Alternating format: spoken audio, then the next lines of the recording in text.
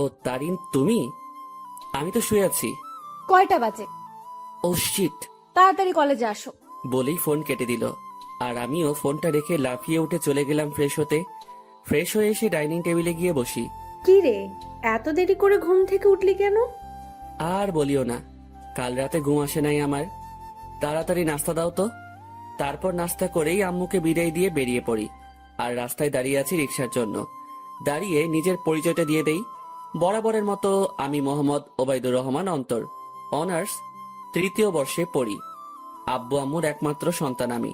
আর সকালে যে কল দিয়ে আমাকে জাগিয়ে দেয় সে আমার ভালোবাসা তারিন, যার সাথে আমার 1.5 বছরের সম্পর্ক। আর বাকিটুকু না হয় গল্পেই জেনে নিয়েন। দাঁড়িয়ে আছি অসহায়ের মতো। শালার ভাগ্য এত খারাপ কেন? একে তো লেট, দ্বিতীয়ত রিক্সাওয়ালা মামারাও নাই। অন্তর, আমি দেখলাম কেউ একজন আমাকে ডাক দিল। দেখলাম সে আর কেউ না, আমার ক্লাসমেট ও হারামি বান্ধবী তানিয়া। তবে শুধু ক্লাসমেট ও বান্ধবী বললে হবে না, অন্য একটা পরিচয়ও আছে, আমার বেস্টুর জিএফ। তবে বন্ধুর জিএফ মানে আমার ক্লোজ ফ্রেন্ড, বলতে গেলে বেস্টিও। কিরে এভাবে দাঁড়াই আছিস কেন? খুশির ঠেলায় আহার এই বেচারা, ওট রিক্সায়। আমিও লাফিয়ে রিক্সায় উঠে পড়ি। তুই না উঠতে দিলেও তোরে লাথি মারি ফেলে আমি রিক্সা নিয়ে চলে যেতাম আর কি। কুত্তা। চুপ কুত্তি। আর মামা রিক্সা চালান, এদের কথা শুনে লাভ নাই। পাবনার পাগলি এতে। রিক্সা চলতেছে আপন গতিতে, আর আমরা রিক্সায় যুদ্ধ করতে ব্যস্ত। রিক্সা ঠিক আমাদের কলেজের গেটে থামে। ওই কুত্তা, ভাড়া দে। দিমু তো গতকালকে। যা, আমি দিচ্ছি, কিপটা কোথাকার। তারপর তানিয়া ভাড়া দিয়ে দেয়। আমি তো মহা খুশি, টাকা বাঁচাইছি। একটা মাত্র কারণে তোকে সহ্য করতেছি, শুধু কাজটা শেষ হোক ব্যাস। যা তোর কাজ করবো না আমি, মুড়ি খা। তারপর তানিয়ার সাথে ক্লাসের দিকে যেতে লাগি। ক্লাসে যেতেই আমরা দেখলাম স্যার ক্লাস করাতেছে। বাহ, এত তাড়াতাড়ি আসলেন? কি করে আপনারা? না মানে স্যার, রিক্সার চাকা পাংচার হয়ে গেছে, তাই দেরি হয়ে গেছে স্যার। বাহানা বানাইস না, তোরে হাড়ে হাড়ে চিনি আমি। স্যার আজকের জন্য মাফ করে দেন না। যা সিটে বয়, ইম্পর্ট্যান্ট ক্লাস চলছে। আজকে এমনেও নোট দেয়া হবে, নিয়ে নিস। স্যার আমাকে ভালো করে চিনে, যদি কথা বাড়াই তাহলে তার মাথা যাবে, তাই কিছু না বলেই ক্লাসে বসতে দেয়। আমিও বসে পড়ি আর ক্লাসে মনোযোগ দেই। তবে দেখলাম তারিন আমার দিকে অন্যভাবেই তাকিয়ে আছে। ক্লাসটা শেষ হতেই আমি ক্যাম্পাসে চলে গেলাম। দেখলাম তারিনও আসলো। এত লেট কেন আজকে? সরি, আসলে ঘুম থেকে উঠতে লেট হয়ে গেছে। তানিয়ারও কি ঘুম থেকে উঠতে লেট হয়ে গেছে, নাকি সেও তোমার সাথে একত্রে আসলো? আরে সেটা তো আমি জানি না, তাকে জিজ্ঞাসা করো তুমি। আর তুমি তানিয়াকে নিয়ে কথা বলতেছো কেন? সে তো আমার ফ্রেন্ড হয়। তারিন আমার পাশে এসে বসে। দেখো অন্তর, আমি সত্যিই তোমাকে ভালোবাসি, আর তোমাকে হারাতে চাই না। প্লিজ আমাকে চিট করিও না। চিন্তা করিও না, আমি তোমার ভরসা ভাঙবো না। তাহলে বলো, তানিয়ার সাথে কিসের এত কথা তোমার? সময় হলেই বুঝতে পারবা। এখন চলো ক্যান্টিনে চাই। চলো। আর কি বলবো তোমাকে? তোরাই যা, আমি তো আকাশ থেকে ভেসে আসছি। না রে শালা, তুই তো উগান্ডা থেকে আসছিস। দূর বেটা। তাহলে আমি বা কেন বাদ যাব? চলো চারজনেই ক্যান্টিনে গিয়ে নাস্তা করে নেই। তারপর আমরা ক্যান্টিনে যেতে লাগি। কিন্তু তারিন তানিয়াকে দেখে কিছুটা সংকোচ বোধ করতে লাগলো, কারণ অন্তর আর তানিয়ার মধ্যে কিছু তো একটা চলতেছে, যা থেকে সে বিরত। আমরা সকলেই ক্যান্টিনে গেলাম আর তানভীরকে পাঠালাম নাস্তা আনতে। আর আমরা আড্ডা দিতে ব্যস্ত। কিন্তু তারিন বারবার অন্তরের দিকে তাকাচ্ছে। সে অন্তরের চোখের ইশারা দেখতে লাগে, যা তানিয়াকে দেওয়া হচ্ছে। কি এমন কথা তানিয়া ও অন্তরের মধ্যে, যা আমাকে বলা হয়নি? তাদের দুজনের হাবভাব ঠিক লাগতেছে না আমার। অনেকদিন ধরে তাদের আমি একটু ক্লোজ আসতে দেখলাম। কোনো অন্তর আমাকে ঠকাচ্ছে না তো? যেই করেই হোক, তাদের দুজনের মধ্যে কথাবার্তাগুলো আমাকে জানতে হবে। তানভীর নাস্তা নিয়ে আসে আর আমরাও মজা করে খেতে লাগি। নাস্তা খাওয়া শেষ করে আমরা ক্যাম্পাসে চলে যাই। আমি দেখলাম তারিন একটু অন্যমনস্ক হয়ে আছে। কি হয়েছে তোমার? এইভাবে অন্যমনস্ক হয়ে আছো কেন? কোনো সমস্যা? কিছুই না। আচ্ছা শোনো, চলো না একটু ঘুরে আসি। সরি, তানিয়ার সাথে একটু কাজ আছে আমার, কাল যাব, কেমন? আচ্ছা ঠিক আছে। অন্তর, আজকে আমাদের কি করার কথা ছিল? জানি, চলো। আচ্ছা এভরিবডি, ঠিক আছে, পরে কথা হবে। আমার আর অন্তরের একটা কাজ আছে। ঠিক আছে যাও। আর অন্তর সাবধান শালা। বেশি কথা বলবি তাহলে কিন্তু। আচ্ছা যা শালা মর্গা, আর তানিয়ার খেয়াল রাখবি। বাই। তারপর আমি আর তানিয়া বিদায় নিয়ে চলে গেলাম আমাদের কাছে। অন্যদিকে তানভীর, বল। অন্তর আর তানিয়ার দিকে খেয়াল করছিস তুই? কি হয়েছে তাদের? তাদের হাব ভাব দেখছিস তুই? দেখলাম তো, আমার থেকে তো কোনো কিছুই মনে হলো না। তোর থেকে মনে হবে কিভাবে? তোর বেস্টু বলে কথা, কিন্তু আমার থেকে তানিয়ার অন্তরের হাব ভাব ঠিক লাগছে না। এর উপর আমার পুরো বিশ্বাস আছে ও কোনোদিনও কোনো উল্টোপাল্টা কাজ করবে না। কিন্তু তানভীর, আমার না একটু তাদের হাব ভাব থেকে সন্দেহ হচ্ছে। তুই নেগেটিভভাবে ভাবছিস বলে তোর এমনটা লাগতেছে, কিন্তু পজিটিভলি ভাব, তাহলে দেখবি সব ঠিক লাগবে। কিন্তু তারিনের মনে এখনো অন্তরের প্রতি সন্দেহ আছে, কারণ তারিনকে না বলে সে তানিয়ার সাথে খুব ক্লোজলি ভাবে কথা বলতেছে। এইদিকে আমি আর তানিয়া শপিং মলে চলে আসলাম। আসলে আমাদের কিছু কেনাকাটা করতে হবে, তাই। তো কি কি কিনবি বল? লিস্ট ফুল, রেডি করেই আনছি। তাহলে শুরু করে দে। আমরা আমাদের লিস্ট অনুযায়ী শপিং করতে ব্যস্ত। প্রায় আমাদের শপিং শেষ, আর তখনই তানিয়া ডাক দেয়। কিরে, ডাকতেছিস কেন? চল জেন্টস শপে যাব, একটা টি শার্ট নিব। আমার জন্য নিবি? হাও, আমাকে পাগলা কুকুর পাইছে তো। আসলে তোরে পাগলা কুকুরে পাইছে? অন্তর, এটা কিন্তু বেশি হইতেছে। ও মা গো, টুরুলা। আচ্ছা চল। তারপর গেলাম টি শার্ট কিনতে, মানে তানিয়া কিনবে আর আমি দেখবো। কি কালার পছন্দ তানভীরের? আমি আর তানভীর প্রায় সেম কালার পছন্দ করি। বুঝছি, হাই রে চয়েস রে। তারপর তানিয়া ঘুরে ঘুরে দেখতে লাগলো, আর কয়েকটা টি শার্ট নিয়ে আমার কাছে আসে। দেখ, এখান থেকে দুইটা সিলেক্ট করে দে। আমিও দুইটা টি শার্ট সিলেক্ট করে দেই, আর সেও কিনে নেয়। চল, খিদা লাগছে, কিছু খাওয়াবি? চুপচাপ বাসায় গিয়ে খেয়ে নিস, এমনিও টাকা আছে কিনা জানি না। চুপ কিপটা, তোর জন্যই তো আমি শপিং মলে আসছি, আর তোর জন্যই তো শপিং করলাম। এখন কিপটামি করিস না, চল রেস্টুরেন্টে। আমি তো শপিং এ টাকা খরচ করলাম, তুই তো শুধু তানভীরের জন্য টি শার্ট নিলি। ওলে বাবারে, টাকা তোর একা যায় নাই, তোর শপিং এ আমি তানভীরের টাকাও আছে। আর এটা তো তোর জানের জন্য করতেছি আমরা। এখন কিপটামি না করে চল তো। বাবা গো, চল বুঝছি, 1 টাকাও বাসায় নিতে দিবি না। তারপর আমরা রেস্টুরেন্টে গেলাম, সেখানে গিয়ে আমরা বসে পড়লাম, আর তখনই তানভীর ফোন দেয়। হ্যালো, কে? শপিং হয়েছে মামা, নাকি আরো বাকি আছে? শপিং শেষ, শুধু লাস্ট জিনিসটা আনলেই সব কমপ্লিট। সেটা আমি আনবো তো সময় মতো, তুই চিন্তা করিস না। আচ্ছা, তারিন কি চলে গেছে? তবে মামা, তোকে আর তানিয়াকে সন্দেহের নজরে দেখতেছে, বলতেছে তোর আর তানিয়ার মধ্যে নাকি কিছু চলতেছে। হ, তাও তার জন্যই। তো কি করিস? আমি কি করবো? যা করার তোর তানিয়া করতেছে, আমারে লুটতেছে রে মামা। আজ যদি তানিয়ার সাথে ব্রেকআপ করতি, তাহলে এই দিন দেখতে হতো না আমার। সমস্যা নাই, তানভীর যদি আমাকে ছেড়ে দেয়, আমিও তোর গলায় পড়বো আর কি। যা লুট হ। আচ্ছা, খাওয়া দাওয়া করে নিয়ে জিনিস সহ তানিয়াকে বাড়ি দিয়ে আসিস। ভাই, তুই এসে নিয়ে যা না। সাথে সাথে তানিয়া আমার থেকে ফোন কেড়ে নিল, আর শুরু করে দিল তাদের প্রেমালাপ। আর আমি বেচারা আমারটার জন্য মরতেছি। তানিয়া তানভীরের কথা শেষ, আর আমাদেরও খাবার চলে আসে।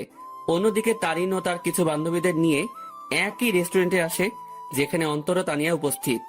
তারিন, দেখ তো, এটা অন্তর ভাইয়া না? তারিন অন্তরকে তানিয়ার সাথে দেখে প্রায় অবাক হয়ে গেল। তারিন দেখতে লাগলো তানিয়া আর অন্তর হেসে হেসে কথা বলতেছে আর খাবার খাচ্ছে। তারিন তার মোবাইলটা বের করে অন্তরকে কল দেওয়ার জন্য। এইদিকে আমি জানি না প্ল্যান সাকসেস হবে কিনা, তবে আমি আমার কলেজাটাকে খুশি দেখতে চাই। আমরা তো সেটাই চেষ্টা করতেছি অন্তর, তুই চিন্তা করিস না। হঠাৎই আমার কলটা বেজে ওঠে, আর দেখলাম তারিন কল দিছে। আমিও রিসিভ করলাম। হ্যালো। কোথায় তুমি? আমি তো বাসায়। কেন? ও, কি করো তুমি? এই তো আছি। আর কি, মোবাইল নিয়ে। তুমি কি করো? আমিও মোবাইল নিয়ে ব্যস্ত। আচ্ছা, পরে কথা বলি, কেউ রুমের দিকে আসতেছে। Okay bye. তারপর কেটে দিল। কি বলে সে? আমি কোথায় কি করি এইসব? বাদ দে, তাড়াতাড়ি খাবার খেয়ে নে। অন্যদিকে তারিন অন্তরের মিথ্যা কথা শুনে মুখ চেপে কান্না করতে করতে বেরিয়ে যায়, সাথে তার বান্ধবীরাও। ও কেন আমার সাথে এত বড় প্রতারণা করলো? যদি আমাকে ভালো না বেসে থাকে, তাহলে কেন আমার ফিলিংস নিয়ে এইভাবে খেলা করলো সে? আমি কি ওকে ভালোবাসি নাই, নাকি আমার ভালোবাসায় কমতি ছিল? না, এর জবাব ওকে দিতেই হবে। তারিন কোনো মতে তার চোখের পানি ধরে রেখে বাড়ি চলে যায়। এইদিকে ম্যাডাম চলেন, আজকে এমনিও অনেক কাজ আছে আমাদের। তারপর বিল মিটিয়ে তানিয়াদের বাড়ির দিকে চলে যাই। তবে তানিয়াদের পুরনো বাড়িতে যাই আমরা। তানিয়াদের পুরনো বাড়িতে আসার আগেই তানবীরকে কল দিয়ে আসতে বলে দেই, আর সে এখন উপস্থিত। সব নেওয়া হয়েছে তোর? হয়েছে, জাস্ট লাস্ট জিনিসটাই বাকি। মামা, তারিন কিন্তু তোর উপর সন্দেহ করতেছে। সে মনে করতেছে আমার কলিজার লগে তোর চলতেছে। আমাকে কি পাগলে পাইছে? এই সেমরির সাথে আমার চলবো? ভাই রে ভাই, কি জিনিস রে এটা! আমার লুটি ফেললো। ভাই, একটু দেখে শুনে রিলেশন করতে পারিস না? ওই সাবধান। ঝগড়াঝাড়ি বাদ দে, আর এইগুলো আমাদের দিয়ে বাড়ি যা, আমরা কাজ শুরু করে দিব। ওকে, নেইগুলো, আমি গেলাম। তারপর তাদের জিনিসপত্রগুলো দিয়ে আমিও বাড়ি চলে গেলাম। কই ছিলি তুই? আসিলাম আর কি, মেসেজ দিছিলাম না, দেখো নাই? দেখছি। যা রুমে, আমি তোর জন্য চা আনতেছি। এই না হলে আমার আম্মু আমার কতই না খেয়াল রাখে, আমাকে কতই না ভালোবাসে। খাওয়া দাওয়া বন্ধ কর। আমিও রুমে চলে গেলাম আর একটু ফ্রেশ হয়ে সেই খাটে লেটিয়ে পড়ি। আর আজকের পার্টির জন্য উত্তেজিত। আসলে প্রায় এক সপ্তাহ আগ থেকে আজকের দিনের জন্য প্ল্যান করতেছি আমি, তানবীর ও তানিয়া। কারণ আজ আমার কলিজাটার জন্মদিন, তাই চিন্তা করলাম ওর জন্য সারপ্রাইজ বার্থডে পার্টি অ্যারেঞ্জ করে তারিনকে সারপ্রাইজ দিব আমি। আমি শিওর তারিন আজকে সেই লেভেলে চমকেও যাবে, ও খুশিও হবে। কারণ আমি জানি তারিন আমাকে কতটা ভালোবাসে। আম্মু চা নিয়ে আসে। আসলে দুপুরে চা খাওয়ার অভ্যাস, তাও রং চা। কি রে, আজকে তোর চেহারায় অন্য কিছুই দেখতে পাচ্ছি আমি। কি ঘটিয়ে আসলি আবার? দূর, কই কি ঘটাইছি আমি? সত্যি করে বল, কি ঘটিয়ে আসলি তুই? তোর চেহারায় আজ অন্য কিছুই বলতেছে আমাকে। ধুর আম্মু, বললাম তো কিছুই ঘটাই নাই। যাও, কথাই বলবো না। বলিস না, আমি গেলাম। তুই তোর রং চা শেষ কর। তারপর আম্মু চলে যায় আর আমিও রং চা শেষ করলাম। আর আজকে কি কি হবে সেটা নিয়ে ভাবতে লাগলাম। অন্যদিকে তারিন বালিশে মুখ গুজে কান্না করতে ব্যস্ত, কারণ সে অন্তরকে তানিয়ার সাথে রেস্টুরেন্টে দেখলো। আর যখন সে অন্তরকে কল দেয় ও জিজ্ঞাসা করে, তখন অন্তর তাকে মিথ্যা বলে। সে অন্তরের এইসব নিয়ে ভাবতে লাগে আর চোখের পানি ফেলতে লাগে। সন্ধ্যাবেলা আমিও রেডি হয়ে নিলাম, দেখলাম তানিয়া কল দিছে। হ্যাঁ বল। কই তুই আসবি না? আমি না আসলে আমার তারিনকে কেক কে খাওয়াবে, ও লাগাবে। আচ্ছা, তানবীর কি গেছে কেক আনতে? তুই তাড়াতাড়ি আয়। বলেই কল কেটে দিল। আমিও মোবাইল আর ওয়ালেট নিয়ে বাসা থেকে বেরিয়ে পড়লাম। আমি চলে গেলাম সেই জায়গায়, সেখানে আমাদের বার্থডে পার্টি হবে। আর সেটা হলো তানিয়াদের পুরনো বাড়ি। আসলে তানিয়ার পরিবার আমাদের চিনে, আর তানিয়া ও তানভীরের বিয়েও ঠিক হয়ে আছে। কারণ তানিয়া ও তানভীরের বাসায় তাদের সম্পর্ক মেনে নেয়। আমিও দরজার কাছে গিয়ে নক দেই। কিরে, আসছিস? হ, আজকেই সেই মজা হবে। আমি তো আর ওয়েট করতে পারতেছি না। ভেতরে চল তো। আমিও ভিতরে চলে যাই। অন্যদিকে তারিনের বান্ধবী নিশু দেখে অন্তর ও তানিয়ার কথাবার্তা শুনে অবাক হয়ে যায়। এটা আমি কি শুনলাম? অন্তর ভাইয়া তানিয়া আপুর সাথে উনি এত নিচু মানুষ তা আমার জানা ছিল না। আমি এখনই তারিনকে বলবো এই সব। নিশু তার মোবাইল বের করে আর তারিনকে কল দেয়। হ্যালো তারিন, শোন, কথা আছে। বলো। তারপর নিশু যা যা শোনে সব বলে। যা শুনে তারিন এবার রেগে যায়। আই জানোয়ারের বাচ্চা, আমি এবার ছাড়বো না। আমি এর শেষ দেখেই ছাড়বো। তুই সেইখানেই থাক, আমি এক্ষুনি আসতেছি। তারপর কল কেটে দেয় আর তারিনও রেগে ঘর থেকে বের হয় অন্তরকে সাহায্য করার জন্য। তারিন ও তার বান্ধবী নিশু মিলে ঘরের দরজায় গিয়ে কান পেতে শুনে। এইদিকে আমি আর তানিয়া মিলে হলরুমে যা যা করা বাকি ছিল তা করলাম। আমিও তাড়াহুড়ো করতে গিয়ে সেখানে থাকা সোফার টেবিলের উপরে একটা বোতল ছিল, সেটা ধাক্কা খেয়ে তানিয়ার গায়ে পড়ি। আউ! সরি। এত তাড়াহুড়ার কি আছে, আস্তে আস্তে কর। ওকে। অন্যদিকে তারিন তাদের কথাগুলো শুনে মুখ চেপে কান্না করতে লাগলো। আর নিশু প্রায় অবাক হয়ে গেল এই সব শুনে। অন্তর ভাইয়া এত নিজ আর নোংরা প্রজাতির মানুষ হবে তা কল্পনাও করতে পারি না আমি। কুত্তার বাচ্চা, জানোয়ার, নরপশু, তুই তো আজকে শেষ। তারপর তারিন জোরে জোরে দরজা নক করতে লাগে। এইদিকে মনে হয় ও চলে আসছে। ওরে আমার লজ্জাপতি, এত লজ্জা পাইস না। তোর লজ্জা দেখে না লজ্জাও ইনসাল্টেড ফিল করবে।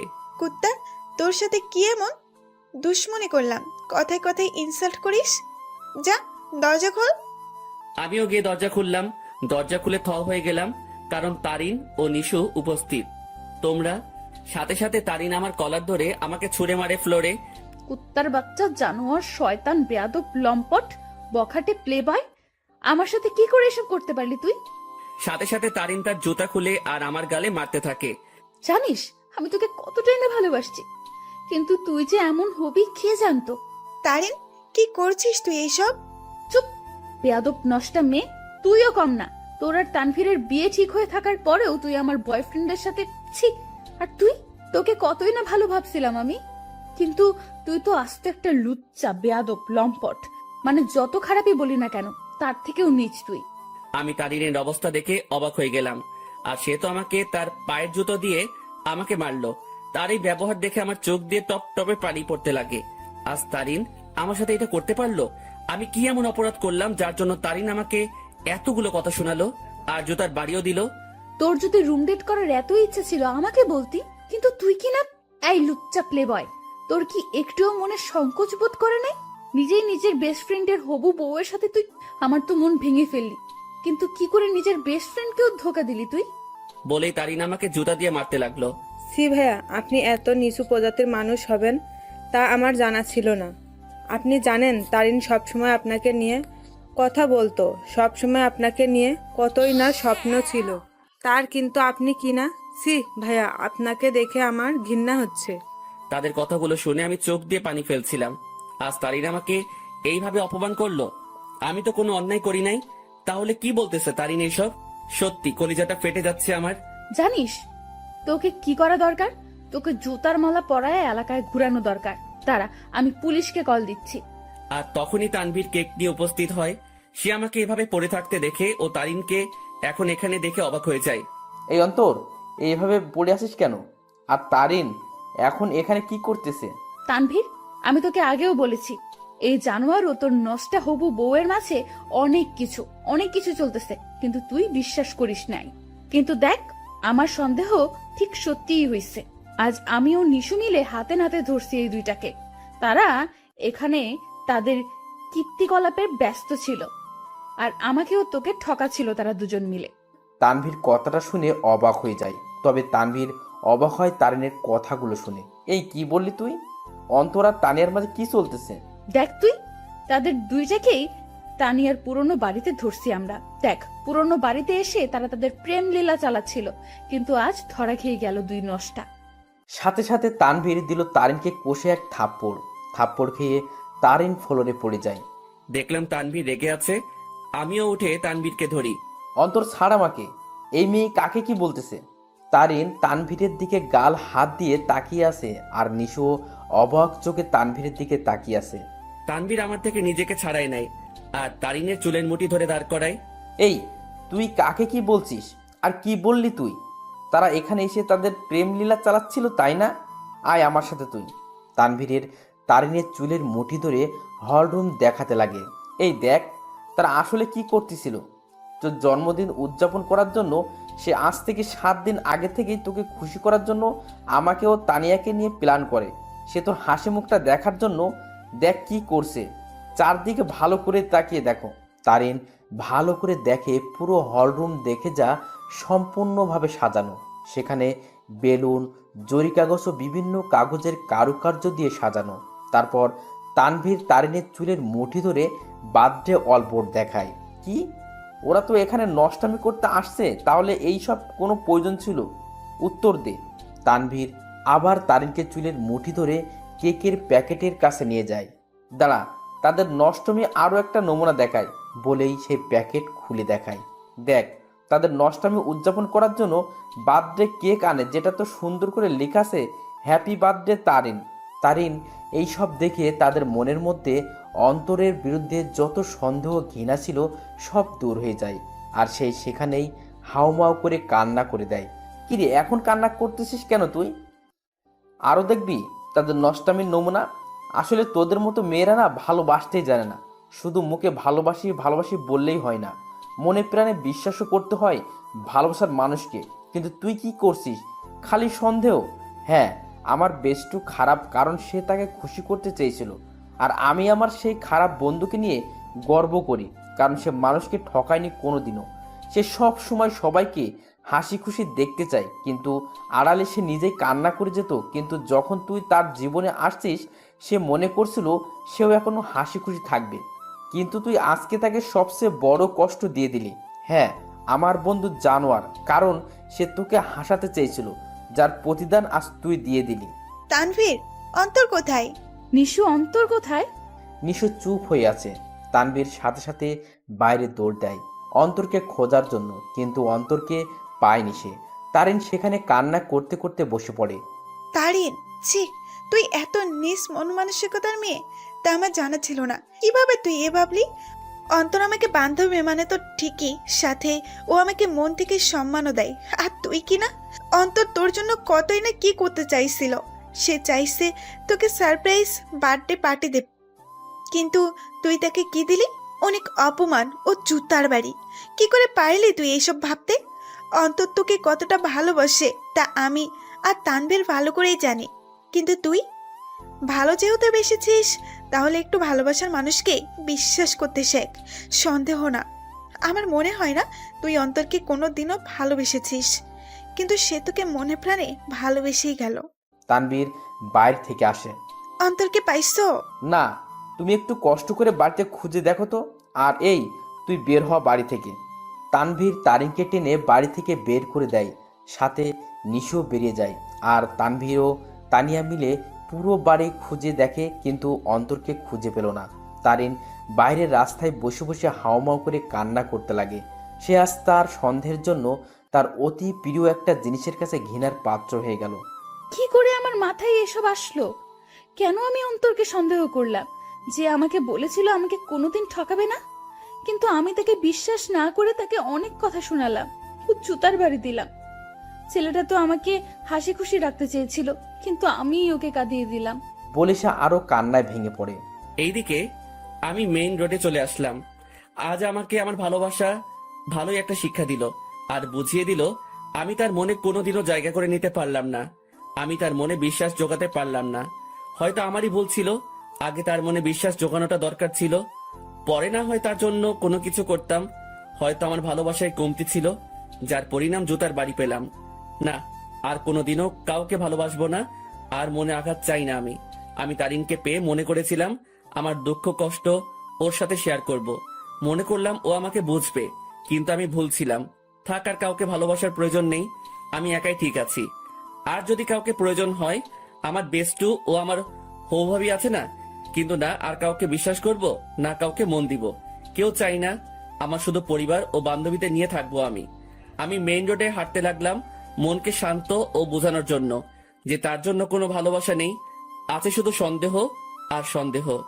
আমিও মেইন রোডে যতদূর পারলাম হাঁটতে লাগলাম। কি বা করব আমি? ভাঙা মনকে সান্ত্বনা দিতে চাচ্ছি। আমি চিন্তা করছিলাম মনের মতো একজন পেয়ে তাকে নিয়ে আমি হাসি খুশি থাকবো, কিন্তু ভাগ্য একটা মোড় দিয়ে দিল। রাত 11টা বাজে, আমি এখনো রাস্তায় হাঁটছি আর চোখের পানি ফেলছি। আমার ফোনটাও অফ করে রাখছিলাম যাতে কেউ আমাকে বিরক্ত না করতে পারে, কারণ আমি একটু একা থাকতে চাই। রাত 12টা বাজে, আমি রাস্তার এক কোণায় বসে আছি। তবে আজ আমার নেশার সাহায্য নিতে ইচ্ছা করছে, তাই আমিও উঠে হাঁটতে লাগলাম আর খুঁজতে লাগলাম কোনো দোকান খোলা আছে কিনা। আমি দেখলাম একটা টঙের দোকান খোলা, তাই আমিও চলে গেলাম। কি চাই মামা?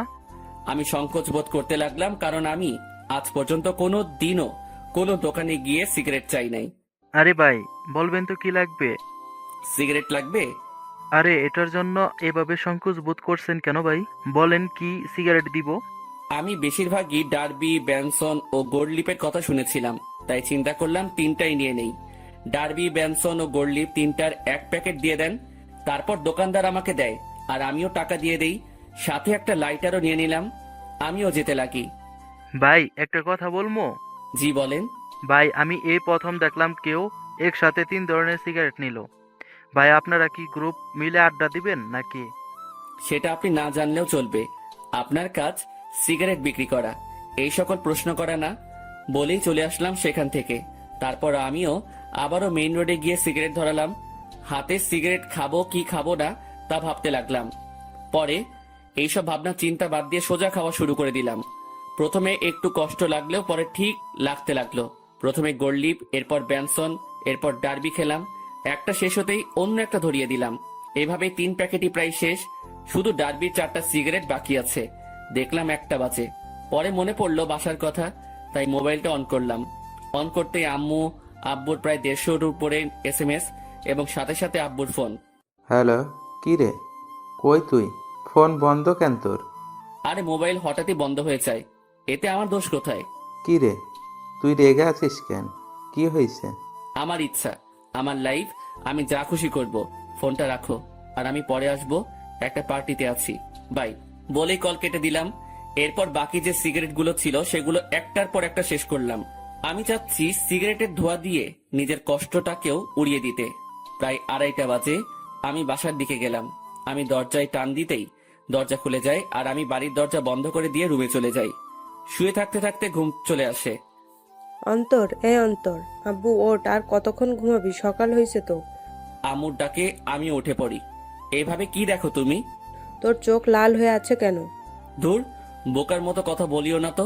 কাল রাতে আসলাম কয়টায়, আমি ভালো করে ঘুমোতে পারি নাই তো তাই। আমিও উঠে বাথরুমে ফ্রেশ হতে চলে যাই। সেখানে আমি আয়নায় আমার চোখগুলো দেখতে লাগলাম। আসলে আমার চোখগুলো লাল হয়ে আছে, তবে একটু ভয়ঙ্কর লাগতেছে দেখতে। এখন আমার চোখগুলো দেখলে মনে হবে আমি কোনো এক নরপশু হিংস্র হয়ে আছি, আর শিকার পেলে সোজা গিলে ফেলবো। আমি খেয়াল করলাম আমার গায়ের থেকে সিগারেটের গন্ধ আসতেছে, তাই পকেটে যা যা ছিল সব বের করে এক সাইডে রেখে সেই অবস্থায় গোসল করে নিলাম। তারপর রুমে গিয়ে একটা টি শার্ট ও প্যান্ট নিয়ে আবার বাথরুমে চলে গেলাম আর চেঞ্জ করে নিলাম। এরপর আমি আমার রুমে আয়নার সামনে গেলাম। সেখানে গিয়ে নিজেকে দেখতে লাগলাম। একদিনে কি থেকে কি হয়ে গেলাম আমি। আমার চুলগুলো ভেজা অবস্থায় আছে, তাই সেগুলো নেমে আছে, আর চুলগুলো বড় হওয়ার কারণে চোখ বরাবর আসলো। তবে সেই অবস্থায় নিজেকে দেখলাম আর নিজেই প্রায় ভয় পেয়ে গেলাম, কারণ আমার চুল ও চোখের জন্য একটা কি বলবো ভাই, বাদ দেন। আমিও ডাইনিং রুমে চলে গেলাম। দেখলাম আব্বুও উপস্থিত। আমিও টেবিলে বসলাম। কি রে, কাল রাতে কই ছিলি? একটা ফ্রেন্ডের বাসায় বার্থডে পার্টিতে ছিলাম। আমাদের একটু বলে যাইতি, ভালো হইতো। আমাদের কি চিন্তা হয় না তোর জন্য? সাথে সাথে টেবিলের উপর থেকে একটা গ্লাস নিয়ে ফ্লোরে আছাড় মেরে ভেঙে ফেলি। আমাকে পাইছোটা কি তোমরা? আমি কি মেয়ে নাকি যে আমাকে নিয়ে চিন্তা হয়? যদি এতই চিন্তা হয় তাহলে কেন বাইরের দুনিয়া দেখাইছো আমাকে? ঘরে আটকায় রাখলেই হইতো। আমার অবস্থা দেখে আম্মু আব্বু দুজনেই নিস্তব্ধ হয়ে গেল, আর আমিও টেবিল থেকে উঠে সোজা রুমে চলে গেলাম। তখন মনে পড়লো ফোনের কথা। আমিও ফোনটা হাতে নিলাম। দেখলাম তারিনের নাম্বার থেকে অনেকগুলো মিসড কল। আমি ফোনটা খাটের উপরে ছুঁড়ে মারি। ফোন বাজতে লাগলো। দেখলাম আননোন নাম্বার থেকে কল আসছে। আমিও রিসিভ করলাম। হ্যালো, আসসালামু আলাইকুম, কে বলছেন? হ্যালো, কোথায় তুমি? কলেজে আসো নাই কেন? দেখো, দোহাই লাগে, একটিবার দেখা করো আমার সাথে। ওই আমাকে পাইছিস কি তুই? যখন ইচ্ছা কষ্ট দিবি, যখন ইচ্ছা পিরিত দেখাবি, তাই না? আর কোনো দিনও আমাকে কল দিবি না। তোর মতো ভালো মেয়ের সাথে আমার মতো লুচ্চা নষ্টা প্লে বয়ের কথা বলা উচিত না। রাখ ফোন। বলে কল কেটে দিলাম আর মোবাইলটা খাটে ছুঁড়ে ফেলি। লাগবে না কারো ভালোবাসা আমার, একাই ঠিক আছি আমি। অনেক কষ্ট দিয়ে এখন আলগা পিরিত দেখাইতে আসছে। না, এই সিমটাই ভেঙে ফেলবো আমি। না থাকবে সিম, না হবে কন্ট্রাক্ট। আমি মোবাইলটা হাতে নিয়ে তা খুলে সিম নিয়ে নেই আর সেটা ভেঙে ফেলি, আর খাটে শুয়ে পড়ি চোখটা বন্ধ করে। হঠাৎই কেউ একজন আমার মাথায় হাত বুলিয়ে দিতে লাগে। আমিও চোখ খুলে দেখি আম্মু মাথায় হাত বুলিয়ে দিচ্ছে। কি রে আব্বু, কি হয়েছে তোর? একটু বলতো আমাকে। কিছু হয় নাই আমার। আচ্ছা, দেখি আমি নাস্তা খাইয়ে দিই। আচ্ছা দাও। তারপর দেখলাম আম্মু নাস্তা নিয়েই আমার রুমে আসে আর প্লেট নিয়ে আমাকে খাওয়াই দিতে লাগে।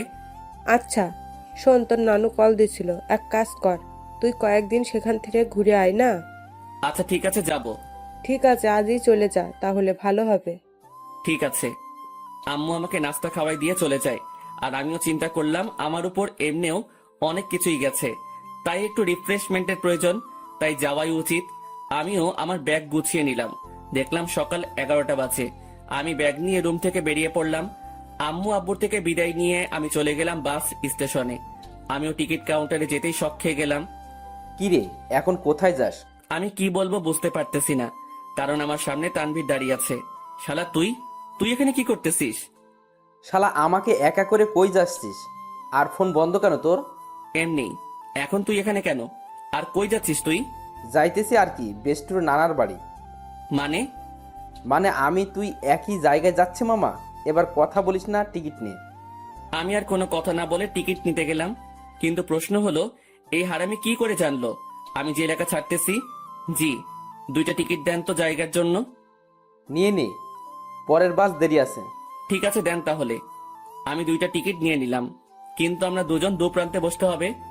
আমরা বাসে উঠলাম।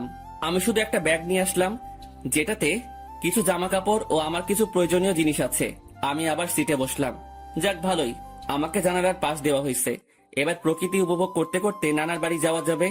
আমি দেখলাম তানভীর, আমি যে শাড়িতে বসলাম সে আমার বাম পাশের শাড়ির আমার সিট বরাবর 3 সিট পর তার সিট। আমি সিটে বসে আছি আর বাস ছাড়ার অপেক্ষা করতেছি। আমি জানালা দিয়ে বাহিরে দেখতে লাগি। এক্সকিউজ মি, এটা আমার সিট, আমি কি এখানে বসতে পারি? আমি কথা শুনে সাথে সাথে তাকালাম। দেখলাম একটা কালো বোরকা পরা একটা মেয়ে এই কথা বলল। কোনটা আপনার সিট? জি, আপনার পাশের সিট আমার। আমি কি এখানে বসতে পারি? পড়ে গেলাম মুসিবতে। আমি কিনা সিট পেলাম, তাও একটা মেয়ের পাশের সিট। হয়তো অনেক ছেলে এই জিনিসটাকে তাদের জন্য সৌভাগ্য মনে করে, কিন্তু আমার জন্য এইসব দুর্ভাগ্য।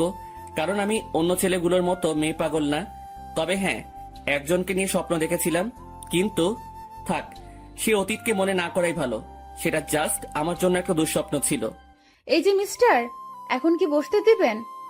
আজব তো, আপনার সিট আপনি বসবেন, এটা নিয়ে তো মাথা খাওয়ার কি আছে? বসেন আপনার সিটে। তারপর মেয়েটা আমার পাশের সিটে বসে পড়ে। তবে আমার একটু আনইজি লাগতেছে। আমি তানভীরকে দেখতে লাগলাম। তানভীরের সাথেও একটা বোরকা পরা মেয়ে বসছে, আর সে তো পিড়িতিরে আলাপ করতে ব্যস্ত। আপু, একটা কথা বলি, কিছু মনে করিয়েন না। আপনি যদি আমার বন্ধুর সিটে গিয়ে বসতেন তাহলে একটু ভালো হতো। সরি, পারবো না। আমি আমার সিট ছাড়া অন্য কোথাও বসি না, এটা সম্ভব না। বাপরে বাপ, কি জিনিস রে ভাই! একটা ছেলে পাশে বসছে, আমি ছেলে হয়েও তার জন্য একটু সুবিধার জন্য কথা বললাম, আর সেই কিনা গাড়ি স্টার্ট করলো। গাড়ি চলতে লাগলো আপন শক্তিতে, আর আমিও জানালার বাহিরে তাকিয়ে প্রকৃতি উপভোগ করতে ব্যস্ত। আচ্ছা, যদি কিছু মনে না করেন, আমাকে কি জানালার সিটটা দিবেন? আমি এ দেওয়া নেওয়া বন্ধ করে দিছি। যেটা নিজের সেটাকে নিয়েই থাকি, আর আমার জানালার সিট পড়ছে তাই আমি এখানে থাকবো। দিবেন না ভালো কথা, এত অ্যাটিটিউড দেখাচ্ছেন কেন? আমার অ্যাটিটিউড বেশি তাই দেখাচ্ছি। নাও প্লিজ সাইলেন্ট। কিছুক্ষণ নীরবভাবে বসে বসে বাহিরের প্রকৃতি দেখতে লাগলাম, আর প্রকৃতির বাজেও হারিয়ে যেতে লাগি। আর তখনই তারিনের মিষ্টি হাসিটি মনে চলে আসলো। সাথে সাথে আমি প্রকৃতি থেকে আমার মনোযোগ সরিয়ে নিলাম। কি হলো, শখ খেলেন নাকি? আমি কিছুই না বলে আমার পকেট থেকে মোবাইল আর ইয়ারফোনটা বের করে কানে লাগিয়ে দিলাম, আর গান শুনতে লাগলাম। কিছুক্ষণ গানের মধ্যে মগ্ন ছিলাম আমি, আর তখনই পাশ থেকে খোঁচা দেয়। সমস্যা কি? গান শুনছিলেন? না তো, ব্যাডমিন্টন খেলছিলাম। এত রাগ আর কি আছে? আপু, আপনার সমস্যাটা কি বলবেন? কোনো সমস্যা নেই। আচ্ছা, আপনি কি রোমান্টিক গান শুনছিলেন? বুঝছি। আপু আসেন আপনি জানালার সিটে। মেয়েটাও খুশি হয়ে জানালার সিটে বসে, আর আমি পারতেছি না যে এখনই বাস থেকে নেমে যেতে। মেজাজটা খারাপ আগে থেকেই, আমার এখন আরো খারাপ করে দিল। আমি তানবীরকে দেখলাম শালা মেয়ের সাথে পিরিতির আলাপ করতেছে। হয়তো শালা ভুলেই গেছে তার বিয়েও ঠিক হয়ে আছে। আমি তানবীরকে ডাক দিলাম। তানবীর সিট থেকে আসে, কোনো মতে দাঁড়ায়। মেয়ে পেয়ে তো ভালোই কাজ চালাচ্ছিস, শালা ভুলে গেছিস তোর বিয়ে ঠিক হয়ে আছে? নাকি তানিয়ারে কল দিয়ে বলমু? আরে দোস্ত, মেয়েটা অনেক ফ্রেন্ডলি বিহেভ করে ভাই, অনেক হাসি আড্ডাও করে, তাই আর কি একটু। আমিও তানিয়ারে কল দিয়ে একটু। না না, কল দিস না দোস্ত, না হলে সব শেষ হয়ে যাবে বেটা। হোক শালা, সব শেষ। তোর পাশেও তো একটা মেয়ে, তার সাথে তুইও ফ্ল্যাট কর, কে বারণ করলো তোরে? সেটাই তো সমস্যা। এক কাজ কর, তোর পাশের মেয়েটাকে এখানে পাঠাই দে কষ্ট করে, না হলে। এই যে মিস্টার, মেয়েদের পাশে বসলে সমস্যা কোথায়? এলার্জি আছে আমার। এবার কথা বলিয়ে না, একদম চুপ থাকেন। আচ্ছা দোস্ত, আমি পাঠাচ্ছি। তারপর তানভীর চলে গেল, আর তানভীরের পাশের মেয়েটা আসে। আমি ওনাকে সিটটা দিয়ে আমি তানভীরের পাশে বসে পড়ি, আর সেখানে কানে ইয়ারফোন লাগিয়ে গান শুনতে লাগি। বাস বিরতির জন্য থামলো। তানভীর চল, একটু ফ্রেশ হয়ে নেই, আর কিছু খেয়ে নেই। চল। তারপর আমরা বাস থেকে নামলাম, আর একটু হালকা হয়ে নিলাম। তারপর দুজনেই খাবার খেয়ে নিলাম। তবে টেবিল থেকে উঠতেই ঠিক আমার পিছন বরাবর টেবিলে সেই 2টা মেয়ে উপস্থিত। আমি তাদের দেখেও না দেখার ভান করে চলে গেলাম হাত ধুতে। তারপর হাত ধোয়া আমি তানভীরের কাছে গেলাম। তুই খা, আমি বিল দিয়ে দেই। না, বিল দিস না, আমি দিব। তুই কেন দিবি? তুই আমার সাথে আসছিস, তাই তোর বিল আমি দিব। মামা, বেইমানি হবে কিন্তু। যা যা, তুই দে। এমনিও কিপটা তুই, দে শালা। তারপর তানভীর খেয়ে বিল দিল, আর কিছু খাবার নিয়ে নিল। আমরা বাসে উঠে যাই, আর আমাদের আসার পরেই সেই মেয়ে 2টাও আসে। কিছুক্ষণ পরে বাসটা ছেড়ে দেয় আর আমিও কানে ইয়ারফোন দিয়ে গান শুনতে লাগি। প্রায় 2.5 ঘন্টা পরে আমরা আমাদের গন্তব্যে পৌঁছে যাই। আমরা বাস থেকে নামি আমাদের ব্যাগ নিয়ে। কিছুক্ষণ পরেও দেখলাম সেই মেয়েগুলো। আমি তাদের দেখেও না দেখার ভান করে আমি মোবাইলটা বের করলাম আর মামাকে ফোন দিলাম। হ্যালো মামা, কই তুমি? আরে আমি সিএনজি স্টেশনের সামনে। পরে আমি মামাকে দেখলাম আর কলটা কেটে দিয়ে আর তানভীরকে নিয়ে মামার কাছে চলে গেলাম। মামা আমাকে দেখে জড়িয়ে ধরে। কেমন আছিস অন্তর? ভালোই আছি। তোমাকে কয়বার বললাম আমার জন্য গ্রামের একটা সুন্দরী খুঁজতে, যাতে বিয়ে করতে পারি?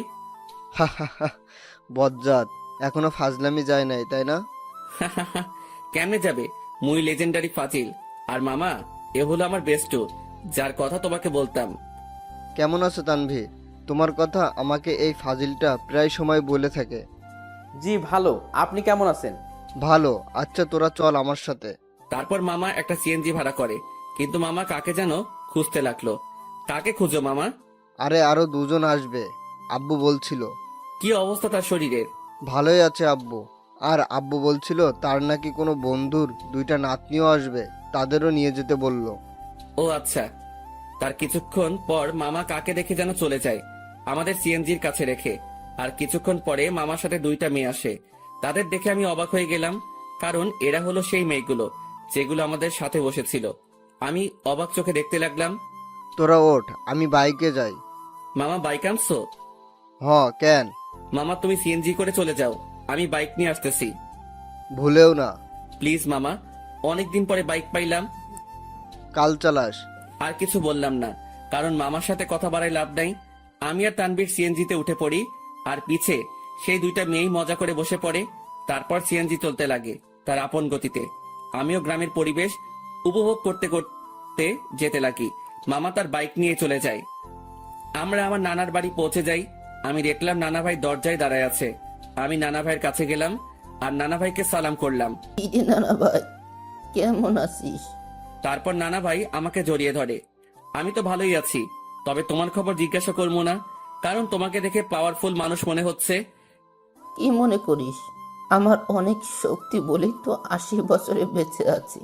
কিন্তু নানা ভাই, আমি তো শুনছি ভালো মানুষ তাড়াতাড়ি মরে আর শয়তান নাকি অনেক বছর বাঁচে। চুপ বেটা, ভিতরে যা। আমারে ধমকায় লাভ নাই নানা ভাই। তারপর তানভীরকে আমার কাছে ডাক দিলাম। নানা ভাই, আমার বন্ধু তানভীর, ও আমার সাথে আসছে। আসসালামু আলাইকুম। ওয়ালাইকুম আসসালাম। আমার বজ্জাত নাতিটা আমাকে নানা ভাইকে ডাকে, তুমিও আমাকে নানা ভাই ডাকতে পারো। জি আচ্ছা।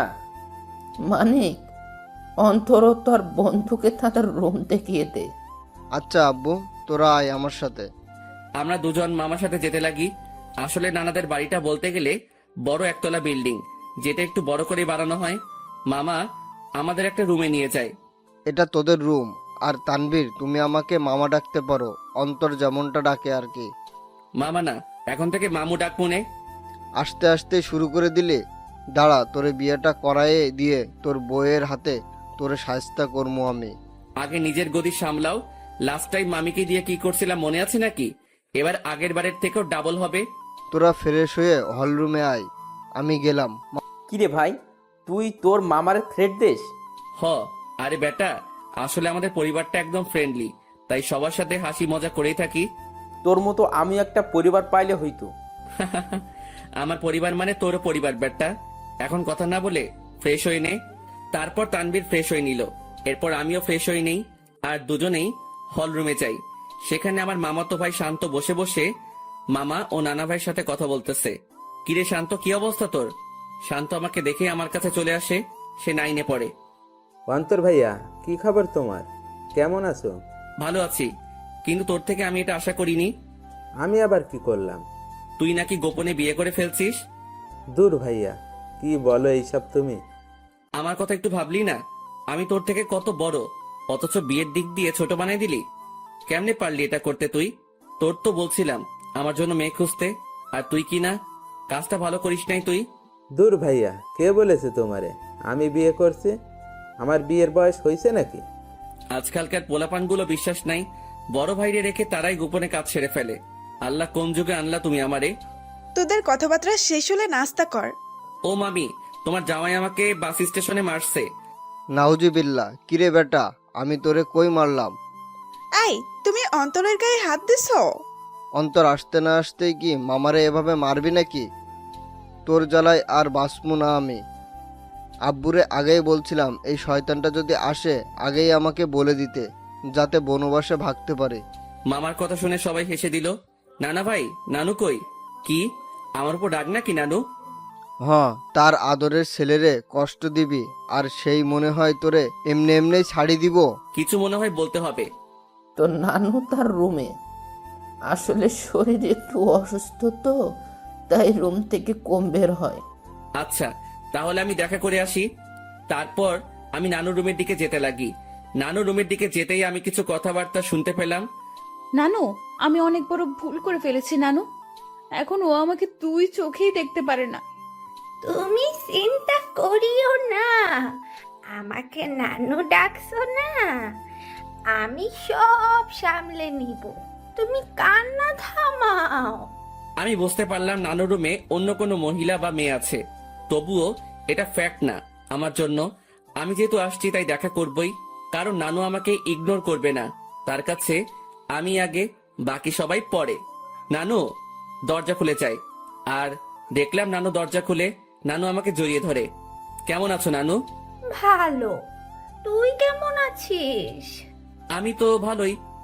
আয় ভিতরে আয়। আমি নানুর সাথে ভিতরে গেলাম। আমি ভিতরে যেতেই দেখলাম আমাদের সাথে বোরকা পরা যে দুইটা মেয়ে আসছিল তারা রুমে উপস্থিত। নানু ভাই, বয় তুই। বোরকা পরা দুটো মেয়ে বলল, আচ্ছা নানু, আমরা যাই, পরে কথা বলবো আপনার সাথে। ঠিক আছে, যাও, আর চিন্তা করিও না, আমি সামলে নেব, কান্না করিও না, কেমন? তারপর রুমে থাকা দুইটা মেয়েই চলে যায়। নানু মেয়েগুলোকে আর কান্নাকাটি করতেছিল কেন? আর বলিস না, একটু পারিবারিক সমস্যা, তাই আর কি। তো নানু ভাই, অবশেষে তোকে দেখলাম আমি, এবার শান্তিতেই মরতে পারবো আমি। নানু, কি উল্টাপাল্টা কথা বলো তুমি? এই সব বলা বাদ দাও তো। আচ্ছা নানু ভাই, বাদ দিলাম, এখন এটা বল, কেমন আছিস? আমি তো ভালোই আছি। তা তো দেখতেই পারতেছি, মনে অনেক কষ্ট নিয়ে সকলের সামনে ভালো আছিস দেখছি। মানে? কিছু না, বাদ দে। আমি নানুর সাথে নানুর রুমেই অনেকক্ষণ যাবত কথা বলি। অন্তর, একটা কথা শোন। জি নানু, বলো। মানুষ মাত্রই ভুল, তাই ভুল করবে, তাই বলে তাকে ক্ষমা করে দেওয়াই ভালো। কথাটা ঠিক বুঝলাম না নানু। আচ্ছা থাক, যা, রাত হইছে, খাবার খেয়ে নে। তুমি খাবা না? খাবো তো, তবে তোর মামি, আমি আর বাসায় আরো দুজন মেহমান আসছে, তাদের সাথে খাবো আর কি। আচ্ছা ঠিক আছে। তারপর আমি নানুর রুম থেকে চলে যাই আর হল রুমে যাই। সেখানে দেখি নানা ভাই, মামা ও তানভীর কথা বলতেছে। ভালোই তো, বহুত ভালো আলাপ চলতেছে মনে হয়। আমাকে দেখেই তারা হতাশ হয়ে যায়। বুঝলাম না কেন। আজব তো, এইভাবে কি দেখো? আমি কি ভূত নাকি? ভূতের চেয়ে কম নাকি তুই?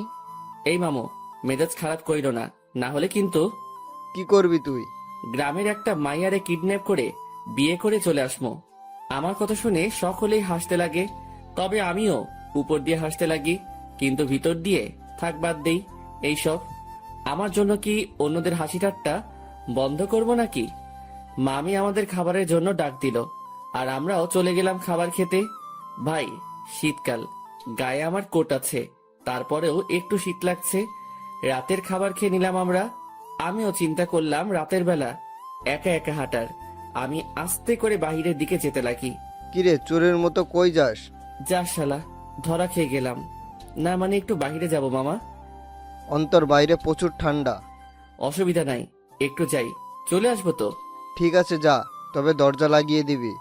তুই দরজার কাছে আসলে আমাকে একটা কল দিস, আর তানবীরকে নিবি।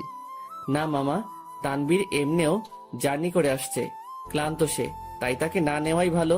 আমি মামার সাথে কথা বলেই বাহিরে চলে আসি আর পকেট থেকে মাস্কটা বের করে পরে নেই আর কোটটাও মাথায় দিয়ে দেই। আমি হাঁটতে লাগলাম আর হাঁটতে হাঁটতে একটা দোকানের কাছে চলে গেলাম। আর সেখানে যেতেই মাথায় আসলো সিগারেটের কথা। মুখে মাস্ক আর হুডি, আর সেই অবস্থায় দোকানে চলে গেলাম। আরেক প্যাকেট ডার্বি নিয়ে নেই, সাথে ম্যাচও। সেটা নিয়েই আমিও চলে যাই এক নির্জন জায়গায়, মানে বলতে গেলে পুকুর পাড়। সেখানে পাড়ে বসার জায়গা আছে আর আমিও সেখানে বসে পড়ি আর সিগারেট টানতে লাগি। সিগারেটের ধোঁয়ার আমি আমার কষ্টগুলোকে উড়িয়ে দিচ্ছি। একজনকে মনে প্রাণে খুব ভালোবাসছিলাম, যার প্রতিদান জুতার বাড়ি পাইছি। একেবারে ভালো মতেও শিক্ষা হয়েছে আমার, আর কোনো দিনও ভালোবাসার দিকে যাব না। একাই ঠিক আছি আমি, না কারো টেনশন, না কাউকে হারানোর ভয় আমার। আমি পুকুর পাড়ে বসে বসে 2টা সিগারেট খাইলাম। আসলে পরিবেশটা আমার খুব ভালো লাগতেছে, কারণ চাঁদ রাত, আবার পুকুর পাড়ে, সেখানে পরিবেশটা খুবই দারুণ লাগতেছিল আমার। কিছুক্ষণ সেখানে সময় কাটিয়ে আমি বাড়ি চলে গেলাম। বাড়ির কাছে যেতেই মামাকে কল দিলাম আর মামাও দরজা খুলে দেয় আর আমি আমার রুমে চলে যাই। দেখি তানভীর ঘুম। আমিও আমার মোবাইলটা চার্জ দিয়ে ব্যাগে সিগারেট ও ম্যাচ ঢুকিয়ে রাখি আর গায়ে কম্বল দিয়ে ঘুম। সকালবেলা অন্তর ভাইয়া, এই ভাইয়া উঠো না কেন? সকাল হয়েছে তো ভাইয়া। আমিও উঠে পড়ি আর দেখলাম শান্ত আমাকে ডাকতে লাগলো। সকাল হয়েছে ভাইয়া, আম্মু নাস্তা রেডি করতেছে। তুই যা, আমি ফ্রেশ হয়ে আসতেছি। আর তানভীর কই? ভাইয়া তো আব্বু ও দাদুর সাথে কথা বলতেছে। তারপর শান্ত চলে গেল। আমিও উঠে পড়ি। হঠাৎই আমার জানালার দিকে চোখ গেল আর সেখানে দেখে মনে হচ্ছিল কেউ আমাকে দেখতেছিল। আমিও চলে গেলাম ফ্রেশ হতে। ফ্রেশ হয়ে এসে দেখি মামা, তানভীর, নানা ভাই, মামি, নানু সবাই কথা বলতে ব্যস্ত। আমিও গেলাম। তারপর সকলে মিলে নাস্তা করে নিলাম। অন্তর, আমার বাইক নিয়ে তুই তানবীরকে নিয়ে ঘুরে আয়। ও তো এখানে নতুন, তাই একটু দেখায় আন। আচ্ছা। তারপর মামার থেকে বাইকের চাবি নিলাম আর বাইক নিয়ে দুজনেই ঘুরে আসলাম। আমরা যে গ্রামে থাকি সেখানে প্রায় সব জায়গায় চাষ করার জন্য মাঠ ও পুকুর, কিন্তু দুঃখের কথা আমি সাঁতার পারি না, কারণ আমি জীবনের 100 ভাগের 80 ভাগই শহরেই কাটাইছি। বাকি 20 ভাগের মধ্যে 7 ভাগ বলতে পারেন ট্যুরে গিয়ে, আর বাকি অংশ শহরেই। তবুও গ্রামটা ভালো করে চিনি। যতদিন গ্রামে ছিলাম ততদিন মামার সাথে গিয়ে গ্রামে ঘুরতাম। সকালবেলা আমি আর তানভীর অনেকক্ষণ ঘোরাঘুরি করলাম আর দুপুরের দিকে আসলাম। বাইকটা রেখে বাড়িতে ঢুকলাম আর দেখলাম নানা ভাই, নানু, মামা, মামি ও সেই 2টা মেয়েও আছে আর তারা কথা বলতেছে। কিন্তু আজব ব্যাপার হলো, এরা বাড়িতেও হিজাব করে রাখছে। ঘোরা শেষ? মোটামুটি। আমি রুমে চলে যাই, কিন্তু বারবার সেই মেয়েগুলোর প্রতি কেন যে আকর্ষণ লাগতেছে কে জানে। তবে ইচ্ছা তো করতেছে হুজুরনিগুলোর চেহারা দেখতে, কিন্তু ডাইরেক্ট বলা তো মুসিবত। থাক, পরে সেটা ব্যবস্থা হবে আর কি। আমি রুমে গিয়ে ব্যাগ থেকে কিছু কাপড় বাহির করলাম আর চিন্তা করলাম গোসল করব, কিন্তু মনে পড়লো এখানে তো পানির হিটার নাই যে ডাইরেক্ট বাথরুমে যাবো, সুইচটা ক্লিক করবো আর গরম পানি পামো। পড়লাম আরেক মুসিবতে। কেমনটা লাগে, ধুর, মামিকে বলবো গরম পানি করে দিতে। আমি যখনই রুম থেকে বের হব তার আগেই মামি উপস্থিত উইথ গরম পানি। এই না হলে আমার মামি আমার কখন কি লাগে তা তুমিও আম্মুর মতোই জেনে যাও। আমিও তো তোর আরাক আম্মু, এখন যা গোসল করতে, আমি পানি দিয়ে গেলাম। থ্যাংক ইউ মামি, আই লাভ ইউ বলতাম, কিন্তু মামা শুনলে হার্ট অ্যাটাক করবো। যা ফাজিল। মামি চলে গেল আর আমিও মনের সুখে লুঙ্গি আর তোয়ালে নিয়ে চলে গেলাম গোসল করতে। গোসল শেষ করতেই আমিও রুমে আসলাম। লুঙ্গি পরা আছে, বলা যায় না কখন কোথায় খুলে যায়। জীবনে 2টা কখন কোথায় খুলবে তা কেউ বলতে পারে না। 1 হলো কপাল, 2 হলো লুঙ্গি। আমার মনে হলো কেউ আমাকে দেখতেছে। আমিও জানালার দিকে তাকালাম, কিন্তু কেউ নাই। ভাই, বলা যায় না কখন কে এসে দাঁড়ায় থাকে, তাই প্যান্ট আর টি শার্ট বাথরুমে চলে গেলাম আর সেখান থেকে চেঞ্জ করে আসলাম। আমি রুম থেকে বের হতেই এক হুজুরনি আমার সামনে এসে পড়ে। আমিও এড়িয়ে চলে যেতে লাগি আর বাহিরে বাড়ির আঙিনায় রোদের মধ্যে দাঁড়ায় অনেক ঠান্ডা লাগতেছিল ভাই। বিশ্বাস করেন, শীতকালে শরীর ভিজা অবস্থায় কেউ গায়ে একটা ফু দেয় না, তা ব্রেকআপের চেয়ে কষ্টকর লাগে। তো আপনি এই বাড়ির লোক, তা আমাকে আগে বলতে পারলেন না? খালি খালি টেনশনে ছিলাম আমি। আমি পিছনে তাকালাম, কিন্তু চেহারা না দেখায় বুঝতে পারলাম না কে কোনটা, মানে কে কোন বোরকাওয়ালি। আমি কি জানতাম আপনি এখানে আসবেন? আজাইরা কথাবার্তা বলিয়েন না, এইসব আমি পছন্দ করি না। এত অ্যাটিটিউড ভালো না। আমি বুঝতে পারলাম এটা সেই বকবক রানী যেটা বাসে আমার মাথা খাইছে। আচ্ছা, এখানেও মুখ ঢেকে রাখলেন সেটা বুঝলাম না। আসলে এটাই তো আমাদের বাড়ির নিয়ম। পরপুরুষের সামনে আমরা চেহারা দেখাই না, তবে স্বামীকে দেখানো যাবে, এই নিয়ম আছে। আচ্ছা, আপনি কি ম্যারিড? না, আপনি? আমি ম্যারিড। তো আপনার ওয়াইফকে না আনবেন? বন্ধুকে আনলেন কেন? ও ওর বাবার বাড়িতে গেছে। তবে একটা জিনিস আমি খেয়াল করলাম, মেয়েটা এমন ভাবে কথা বলতেছে মনে হয় সে আমার সম্পর্কে জানে, ও আমাকে চিনে। তাছাড়াও তার ভয়েসটা একটু একটু মাথা খাচ্ছে আমার। আচ্ছা, আপনি থাকেন কোথায়? সরি, বলা যাবে না। আচ্ছা, লাগবে না। আমি খেয়াল করলাম মেয়েটা আমার সাথে কথা বলতেছে তো ঠিকই, মানে তার কথার মধ্যে আমি অন্য একরকম কিছু পাচ্ছি। মামি আসে আর আমাদের খাবারের জন্য ডাক দেয়, আমিও চলে যাই। সেখানে দেখি মামা, তানভীর, নানা ভাই উপস্থিত ও তারা বসে বসে কথা বলতেছে। কিসের এত আলাপ তোমাদের? মনে হয় কোনো বড় ধরনের গন্ডগোল পাকানোর প্ল্যান চলতেছে তোমাদের। বিয়ের? কি? কার বিয়ে? কখন? কোথায়? কোন টাইমে? দাওয়াত দিছে তো? আমি কিন্তু যাবো। শালা তোর অভ্যাস চেঞ্জ হইল না। আরে বেটা, ফ্রি খাবার কেমনে মিস করবো বেটা? ও মামা, বলো না কার বিয়ে? আমি বিরিয়ানির চান্স মিস করতে চাচ্ছি না। তোর বিয়ে? কি? এবার খা নিজের বিয়ের বিরিয়ানি। মেজাজটা এখন 440 হয়ে গেল কিন্তু। আরে তোরা থাম তো। তারপর সবাই মিলে দুপুরের খাবার খেয়ে নিলাম। অন্তর, আজকে একটু বাজারে যাব, কিছু কিনতে হবে, তুই যাবি? আচ্ছা, গেলাম আর কি, সাথে তানভীরকেও নিয়ে নিব। আচ্ছা ঠিক আছে। অন্তর, আপুর সাথে কথা বলেছিলি? সকালে বলছিলাম, যখন তানভীরকে নিয়ে বের হয়েছিলাম তখন আম্মু কল দিছিল। আচ্ছা শোন, তোরা বাজারে যাবি ভালো কথা, আমার ওষুধ আনতে ভুলিস না। জি আব্বু। তবে আমি যাব না রে, আমার একটু শরীর খারাপ লাগতেছে। আচ্ছা ঠিক আছে, তুই রেস্ট নে, আমি আর মামা যাব। তো মামা কখন যাবা? এই বিকাল করেই যাব। আচ্ছা। তারপর আমি আমার রুমে চলে গেলাম, সেখানে গিয়ে কিছুক্ষণ রেস্ট করে নিলাম। বিকেলবেলা আমি মামার সাথে বাজারে যাওয়ার জন্য রেডি হচ্ছি। আসলে কোট নিয়ে নিচ্ছি, যাতে যদি আসতে দেরি হলেও ঠান্ডা সহ্য করতে না হয়। মামা বাইক নিয়ে দাঁড়ায় আছে, আমি বাইকে বসলাম। কিরে, বাইক চালাবি? না মামা, তুমি চালাও।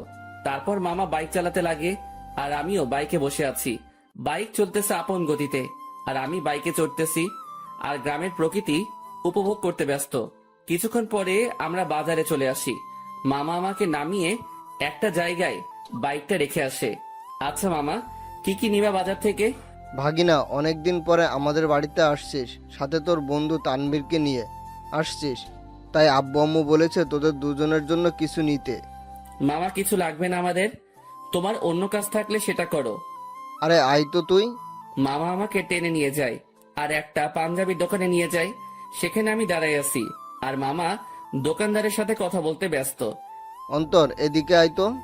আমি মামার কাছে গেলাম। দেখ তো পাঞ্জাবিটা পছন্দ হয় কিনা। মামা আমাকে লাল কালারের পাঞ্জাবি দেখালো। মামা, লাল কেন? আমার তো বিয়ে না। বিয়ে হোক আর না হোক, কিন্তু এটা আমার পছন্দ হয়েছে আর আমি চাই বিয়েতে এটা তুই পরবি। তবে ভাগিনা, এটাতে তোরে বেশ মানাবে। আচ্ছা, তোমার পছন্দ হয়েছে তাহলে নাও। তারপর মামা পাঞ্জাবিটা নিয়ে নেয় আর আমাকেও বলে তানভীরের জন্য একটা পাঞ্জাবি দেখতে। আমিও তানভীরের জন্য একটা পাঞ্জাবি দেখি আর মামাও সেটা কিনে নেয়। হয়েছে মামা, এবার খুশি? এমন ভাবে কথাগুলো বললা মনে হয় আমাকে বিয়ে করানোর প্ল্যান করে আছো। সেটাই তো। কি? না মানে সেটাই তো, যাতে তোকে একটা বিয়ে করাই দিতে পারি। ধুর মামা, আপাতত একটু শান্তি দাও আমারে। বিয়ে করলে তো তোমার মতো হাল হবে আমার। আচ্ছা চল। আমি মামার সাথে যেতে লাগি। আমরা বাজারে হাঁটতে লাগলাম আর মামাও টুকিটাকি বাজার নিতে ব্যস্ত। আমিও মামার সাথে ঘুরে ঘুরে দেখতে লাগলাম আর তখনই একটা শাড়ির দোকানে চোখ পড়ল, যেখানে বাহির থেকে একটা শাড়ি দেখা যাচ্ছিল যার রং ছিল গোলাপি। শাড়িটা দেখে তারিনের কথা মনে পড়ল আর তারিনের পছন্দের কালারও গোলাপি। যেদিন প্রথম তারিনকে দেখি সে গোলাপি জামা পরে কলেজে আসছিল, যা দেখে প্রায় কলেজের সকলেই তার দিকে তাকিয়েছিল। আর আমি তো দেখেই লাট্টু হয়ে গেছিলাম।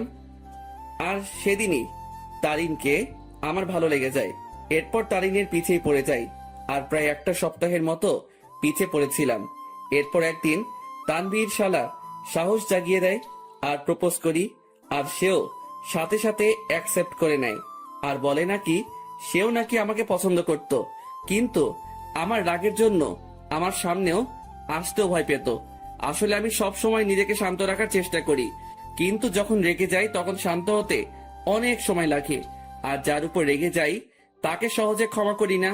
কিন্তু তারিনের ব্যবহারটা আমার মোটেও ভালো লাগেনি। আসলে আমি বুঝতে পারলাম তার মধ্যে আমার জন্য কোনো ভালোবাসাই ছিল না, জাস্ট ভালো লাগাই ছিল, যেটাকে আমি ভালোবাসা ভেবে বসেছিলাম। আর সেটাই আমার বড় ভুল ছিল। ভালোবাসা মানে একে অপরের প্রতি বিশ্বাস, ভরসা। কিন্তু তারিনের জন্য আমি তানিয়ার সাথে মিলে তারিনের বার্থডে সেলিব্রেশন করার জন্য প্ল্যান করলাম। কিন্তু তারিন মনে করে বসেছিল আমার আর তানিয়ার মধ্যে কোনো কিছু চলতেছে। যদি তারিন আমাকে বিন্দু মাত্র বিশ্বাস করত তাহলে সেটা কখনোই মাথায় আনতো না। কিন্তু তারিনের মনে ভালোবাসা ছিল না, তাই সে আমাকে তানিয়ার সাথে মিশতে দেখে সন্দেহ করতে লাগলো। আমি মনে করেছিলাম তারিনকে তার বার্থডে পার্টির সারপ্রাইজ দিব, কিন্তু সেই আমাকে বড় ধরনের সারপ্রাইজ দিয়ে বসে আছে। তার জন্য আমি একটা সপ্তাহ শান্তিতে ঘুমাতে পারি নাই, কারণ আমি তারিনের জন্য তার পছন্দের জিনিসগুলো কিনতে আনতে ব্যস্ত। কারণ আমি তারিনকে খুশি দেখতে চাই। তার জন্য এত কিছুই করে শেষমেশ জুতার বাড়ি ও মিথ্যা অপবাদ পেলাম। সে না জেনেই আমাকে এভাবে আঘাত করলো। যদি তার মনে আমার জন্য বিন্দুমাত্র ভালোবাসা থাকতো তাহলে সে আমাকে সন্দেহ না করে আমার প্রতি বিশ্বাস রাখতো। কিন্তু সে থাক, যা হয়েছে ভালোই হয়েছে।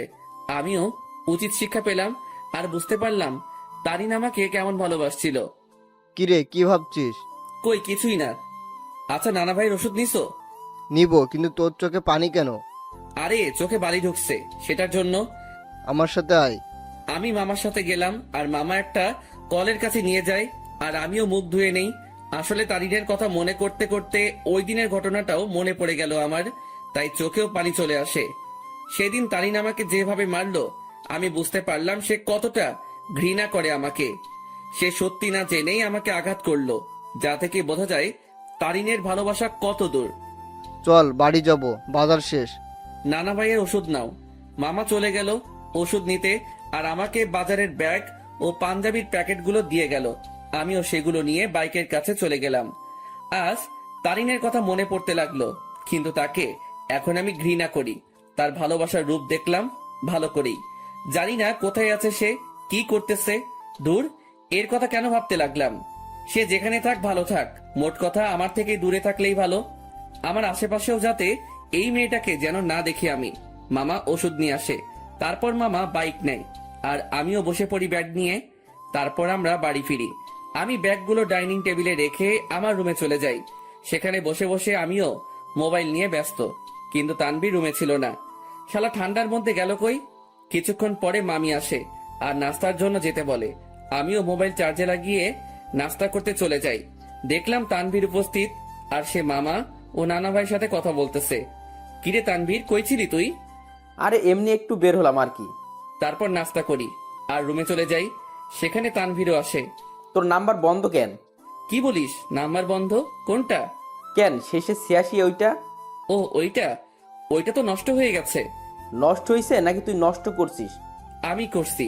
কেন, তোর কাছে আমার শেষে 68 ওয়ালা নাম্বারটা নাই? আছে তো। সেটাতে কল দিলে পাবি। আচ্ছা, তানিয়ার সাথে কথা হয়েছে তোর? আরে আরেকটু আগেও তো কথা বলে আসলাম তার সাথে। কি? আরে ফোনে কথা বললাম আর কি। তুই কি মনে করছিস তানিয়া এখানে আর আমিও তার সাথে ঘুরে ঘুরে কথা বলতেছি? আমি তো এটা মনে করি নাই। তুই এই কথাটা বললি কেন? আরে শালা, তুই তো এটাও ভাবতে পারিস, তাই আগে বলে দিলাম আর কি। আচ্ছা বাদ দে। আর শোন, তানিয়াকে আমার পক্ষ থেকে সরি বলে দিস ওই দিনের ঘটনার জন্য। আরে বেটা বলতে হবে না, আমি সামনে নিছি ব্যাপারটা। তারপর তানবীরের সাথে রাতে খাবারের আগ পর্যন্ত আড্ডা দেই। তারপর মামা এসে আমাদের খাবারের জন্য ডাকে আর আমরাও খাবার খেয়ে নেই। এরপর রাতে আম্মু আব্বুর সাথে কথা বলে নিলাম আর মোবাইলে সকাল ভোরের জন্য অ্যালার্ম দিলাম, যাতে সকালে উঠে নামাজ পড়ে গ্রামের শীতকালে সকালের দৃশ্য উপভোগ করতে পারি। এরপর দিলাম ঘুম। সকাল ভোরে আমার অ্যালার্ম বেজে ওঠে আর আমিও উঠে পড়ি আমার অ্যালার্ম শুনে। তানভীর কিছুটা নড়ে ওঠে, আমিও অ্যালার্মটা বন্ধ করে দেই। আর শালা আবার ঘুম। আমিও ফ্রেশ হয়ে নেই আর বাসার থেকে উজু করে নেই। এরপর দরজা খুলে আমিও চলে গেলাম মসজিদে ফজরের নামাজের জন্য। মসজিদে নামাজ শেষ করে এবার বেরিয়ে পড়লাম ঘোরার জন্য। চারিদিকে কুয়াশায় ঘেরা, সামনে কি আছে কেউ দেখতে পারবে না। আর গ্রামের পরিবেশে এটা একটা অসাধারণ ও মুগ্ধকর মুহূর্ত। তবে এটাই না, এখন সবচেয়ে আকর্ষণীয় জিনিস দেখার বাকি, যেটা প্রায় অনেকে দেখতে গ্রামে আসে। আর সেটা হলো শীতকালে সকাল ভোরে সূর্যোদয়। ভাগ্যিস আমি কোট শু পরে বের হইছি, না হলে এমনিও ঠিক না জমি কুলফি হয়ে যাইতাম। আমি হাঁটতে লাগি আর কিছু স্বপ্ন দেখছিলাম, সেইগুলো ভাবতে লাগি। একদিন এক শীতের সকালে তাকে নিয়ে হাঁটবো, একটা চাদরকে দুজনে ভাগাভাগি করে নিয়ে পড়বো, একে অপরকে ধরে সেই কুয়াশা ভরা রাস্তায় একে অপরকে নিয়েই মগ্ন থেকে হেঁটে যাব। তাকে নিয়ে শীতের সকালে সূর্যোদয় দেখব, আর সকালবেলা দুজনে ঠান্ডা ঠান্ডা খেজুরের রস খাবো। হয়তো এটা কোনোদিনও পূরণ হবে না, স্বপ্নই থেকে যাবে। থাক, কেউ লাগবে না আমার। আমার লাইফ আমি একাই এনজয় করব। তার ভালোবাসার কোনো প্রয়োজন নেই আমার। তার ভালোবাসার নমুনা দেখলাম ভালো করেই।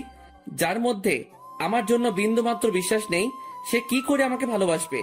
ভালোবাসার মধ্যে বিশ্বাসের অবদান বেশি, কারণ একে অপরের প্রতি বিশ্বাসী ভালোবাসাকে আরো বাড়িয়ে তোলে। সূর্যোদয় শুরু হয় আর আমিও রাস্তায় দাঁড়িয়ে দেখতে লাগি। পকেটে হাত দেওয়া অবস্থায় সেই মুগ্ধকর দৃশ্য দেখতে ব্যস্ত আমি। সূর্যোদয় শেষ আর কুয়াশাও আস্তে আস্তে দেখা যেতে লাগে আর শেষ হতে লাগে। তাই আমিও চিন্তা করলাম, শীতের সকাল, দেখি যদি কোনো চার দোকান পাই তাহলে এক কাপ গরম চা খাওয়া যায়। আমিও হাঁটতে লাগি আর ভাগ্যক্রমে একটা চায়ের দোকানও পেয়ে গেলাম। আমিও সেখানে যাই। এক কাপ চা দেন তো। জি দিচ্ছি, বসেন। আমি বসে আছি আর পকেটে হাত, কারণ হাত প্রায় ঠান্ডা হয়ে আসছে। এখন যদি তানভীরের পাশে থাকতো তাহলে আমার এই ঠান্ডা হাত তার পিঠে ঢুকাই দিতাম। প্রতি শীতেই শালারে এই চাকা দেই আমি। চা দিয়ে গেল আর আমিও পকেট থেকে হাত বের করে দুই হাত দিয়েই চায়ের গ্লাস ধরি। চায়ের গ্লাসের তাপ দিয়ে হাত গরম করতেছি আর একটু একটু চুমুক দিচ্ছি চায়ে। চা খাওয়া শেষ করলাম আর পকেট থেকে মানি ব্যাগটা বের করে চায়ের বিল দিয়ে দিলাম আর সেখান থেকে চলে আসলাম। আমি বাড়ির দিকে যেতে লাগি। বাড়ি আঙিনায় যেতে দেখি সামনে একটা সিএনজি। মনে হয় বাড়িতে কেউ আসছে। থাক, যেই আসুক আমার কি। আমিও আস্তে করে বাড়িতে ঢুকে যাই আর নিজের রুমের দিকে চলে যাই। রুমে প্রবেশ করা মাত্রই আমার চোখ কপালে উঠে গেল। তোমরা? কি রে হারামজাদা, ভালোই তো মজা মাস্তিতে আসিস। জি হ্যাঁ, আমার রুমে আমার আম্মু আব্বু উপস্থিত আর তানভীরও ঘুম থেকে উঠে গেছে। তোমরা এখানে কেমনে? কালকে না তোমাদের সাথে কথা বললাম আমি? আমরা 11টার গাড়িতে উঠি আর এখানে চলে আসি। এখানে আসার কারণটা কি? তাও হঠাৎ করে চলে আসলা, ব্যাপারটা বুঝলাম না। আমার আম্মু আব্বুর বাড়ি আর আমি আসবো না, এটা কি ধরনের কথা? আসবে মানা কে করলো? কিন্তু হঠাৎই না বলে চলে আসলা, ব্যাপারটা আমাকে একটু চিন্তায় ফেলে দিল। চুপ হারামজাদা, এত চিন্তা করতে হবে না তোকে। তোর জন্য আমি তানভীরকে মারলাম। মানে? আর বলিস না দোস্ত, আমাকে তুই মনে করে আমি ঘুমানো অবস্থায় মাথায় দিল একটা। তুই শালা মাইরের যোগ্য। আম্মুর কাছে গিয়ে আম্মুকে জড়িয়ে ধরলাম। তো মাই আম্মা যান, একটু বলবেন আপনার চেহারা এত খুশি কেন? কারণ আমার আব্বু জানটাকে পেয়ে গেলাম যে। কেমন আছিস আব্বু? কোনো অসুবিধা হচ্ছে না তো? আর বলিও না আম্মু, রাতের বেলা মশারা আমার কিস নিতে নিতে আমার ইজ্জত আস্ত রাখে নাই। এখন বউকে কি বলবো সেটাই সমস্যা। আমার কথা শুনে আম্মু আব্বু হেসে দেয়, কিন্তু তানভীরের মুখে অন্য কিছু দেখতে পাচ্ছি। কিরে তানভীর, তোর কি হয়েছে আবার? কই কিছুই না, আমার ঠান্ডা লাগছে, আমি ঘুমাই। যা ঘুমা তুই। আমি আম্মু আব্বুকে নিয়ে হলরুমের দিকে গেলাম আর দেখলাম মামা নানা ভাই কথা বলতেছে। আপু, এটা কি আসলেই তোর ছেলে? কেন? তোরে কি করলো? আর বলিস না আপু, আসতে না আসতেই আমার জীবনের অর্ধেক আগেই টানা টানা করেছে, আর এখন বাকিটুকু করতেছে আর কি। এই মামা, মেজাজ গরম করিও না, না হলে যে একেবারে জায়গা বরাবর বাস দিমো। আল্লাহ কি দেখে তোরে বানাইছে বুঝি না, একবারে ফাজিল এর বাপ তুই। আজ আছি তো তাই এসব বলতেছো, একদিন এই ফাজিলটা থাকবে না, সেদিন মিস করলেও লাভ হবে না মামু। প্রথম কথা তুই ফাজিল না, শয়তানের নানা, আর শয়তান মরে না, বুঝছস? ওকে দেখা যাবে। মামা ভাগিনার ঝগড়া শেষ হয়েছে? হয় নাই, আরো বাকি আছে। মামু, মেজাজটা কিন্তু 440 করছো। কোন সময় কোন অঘটন ঘটাই দেই আর তোমারে ফাঁসাই দিমো কিন্তু। কেন, কি করবি তুই? বেশি কিছু না, গ্রামে কোনো এক আন্টিকে টাকা দিয়ে ভাড়া করে আনবো। কেন, গ্রামের মহিলা এনে কি করবি? বেশি কিছু না, তারে বলবো তোমার জিএফ হিসেবে নিজেকে পরিচয় দিতে, বাকিটা মামি সামলাবে আর কি। কথাটা শুনে আব্বু আম্মু নানা ভাই হেসে দিল, আর মামার মুখের রিয়াকশন দেখে আমার হাসি আসতেছে। মামা ফুল শক খেয়ে গেল। ওরে খোদারে, আমার জীবন শেষ করার জন্যই জন্মাইছে। হারামজাদা বজ্জাত, কি জিনিস রে তুই? এই আপু, এটা কি আসলে তোর ছেলে? আমার সন্দেহ হচ্ছে, এটাকে মনে হয় ভুল করে নিয়ে নিচ্ছিস তুই। আম্মু আব্বু হাসতেছে কারণ তারা ভালো করে জানে মামা ভাগিনার কাণ্ড। এইভাবে কিছুক্ষণ মজা করে রুমে চলে যাই। সকালে নাস্তার সময় আমরা সকলে একত্রে হই। আমি, আব্বু, মামা, নানা ভাই, শান্ত, তানভীর, আমরা সকলে নাস্তা করে নিলাম। অন্তর, তুই এমন কেন? আমি আবার কি করলাম? বাবা রে, তুই কি আমাদের কিছুই মনে করিস না? আরে কি হয়েছে, কান্না করতেছো কেন? সমস্যা কি একটু বলো তো, কি করলাম আমি? আমি আব্বুকে জড়িয়ে ধরলাম। যদি কোনো ভুল কিছু করে থাকি ক্ষমা করে দিও। আর ওই দিনের ব্যাপারটার জন্য সরি। আসলে মাথা ঠিক ছিল না, তাই কথা বলতে ইচ্ছে করতেছিল না। তাই রাগ করে টেবিল থেকে গ্লাস ফ্লোরে ছুঁড়ে মারি। আব্বু আমাকে খুব শক্ত করে জড়িয়ে ধরে। আমি বুঝতে পারলাম আব্বুর মনে কিছু একটা চলতেছে, কিন্তু কি তা বুঝতে পারতেছি না। আচ্ছা আব্বু, চলো একটু ঘুরে আসি দুজন মিলে। চল। আমি আব্বুকে নিয়ে গ্রামে ঘুরতে গেলাম আর দুপুর পর্যন্ত ঘুরলাম। এরপর বাসায় আসলাম। অন্তর, তুই সত্যি কি ভালো আছিস? তোর মনে কোনো কষ্ট নেই তো? আমাকে দেখে কি মনে হয় তোমার আমি কষ্টে আছি? কষ্টে থাকলে কেউ তিরিং বিরিং করে ঘুরে বেড়ায় নাকি? মজা মস্তি করে নাকি? আল্লাহর রহমতেই ভালো আছি আমি। তবে তোমার কেন মনে হচ্ছে আমি ভালো নেই? না, এমনি। আচ্ছা চল ভিতরে যাই। আমরা ভিতরে গেলাম। দুপুরে খাবার সময় আমরা সকলে মানে সকল ছেলে মানুষ একত্রে খাবার খেয়ে নিলাম। তারপর আর কি, অন্যান্য দিন যা করি সেটাই করে সন্ধ্যা পর্যন্ত পার করলাম। সন্ধ্যায় আমি মোবাইলটা চার্জে লাগিয়ে আসি নাস্তার জন্য। হল রুমে এসে দেখি সকলে কি নিয়ে আলোচনা করতে ব্যস্ত। আমিও গেলাম তাদের কাছে। আচ্ছা, আমি একটা জিনিস বুঝলাম না। আমি আর তানভীর যেদিন আসলাম সেদিন থেকেই তোমরা আমাকে ছাড়া বাকি সবাই আলোচনা সভা তৈরি করে আলোচনা করতে ব্যস্ত। এখন আজকে আব্বু আম্মু আসলো, আজকে আব্বুকে নিয়েও তোমরা শুরু করে দিলে। আসলে কি এমন আলোচনা করতেছো তোমরা? আমার কথাগুলো শুনে সবাই থমকে গেল। মনে হয় আমি তাদের কাছে তাদের জান চাইছি। কিছু না রে, এমনি আড্ডা চলতেছে আর কি। মামা, নানা ভাই তারা এতই ফ্রেন্ডলি যে তাদের সাথে আড্ডা দিতে হেব্বি মজা হয়। তুইও আয়। আমি তাদের কাছে গিয়ে আড্ডা দিতে ব্যস্ত, কিন্তু সকলের চেহারায় অন্য কিছু দেখতে পাচ্ছি আমি।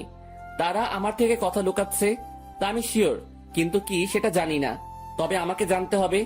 সন্ধ্যায় সকলে নাস্তা করে নিলাম। আমি একটু বাইরে যাব। আচ্ছা যা, কিন্তু 9টার আগে বাসায় আসবে। আচ্ছা। তারপর আমি বাইরে গেলাম। কিছু দূর হাঁটতেই মনে পড়লো মোবাইলের কথা, যেটা আমি চার্জে দিয়ে আসছি। তাই আমিও আবার বাড়ির দিকে গেলাম। দরজা মুখোমুখি দেওয়া, আর আমি হলরুমে যেতেই দেখি সেখানে কেউ নেই। কিরে, আমি আসার আগ পর্যন্ত তো আব্বু, নানা ভাই, মামা, তানভীর এখানেই ছিল, তাহলে কই গেল? আমিও আমার রুমের দিকে যাই, আর চার্জ থেকে মোবাইলটা নিয়ে বেরিয়ে আসতেই নানুর রুম থেকে কথা বলার আওয়াজ পাই। আব্বু, আমি তানভীরের কাছ থেকেই সকল কথা শুনে তাকে তোমাদের কাছে পাঠালাম। শুধু তাই না, তারিনও আমাকে কল দিয়ে সত্যিটা বলে যে সে কি কি করছে অন্তরের সাথে।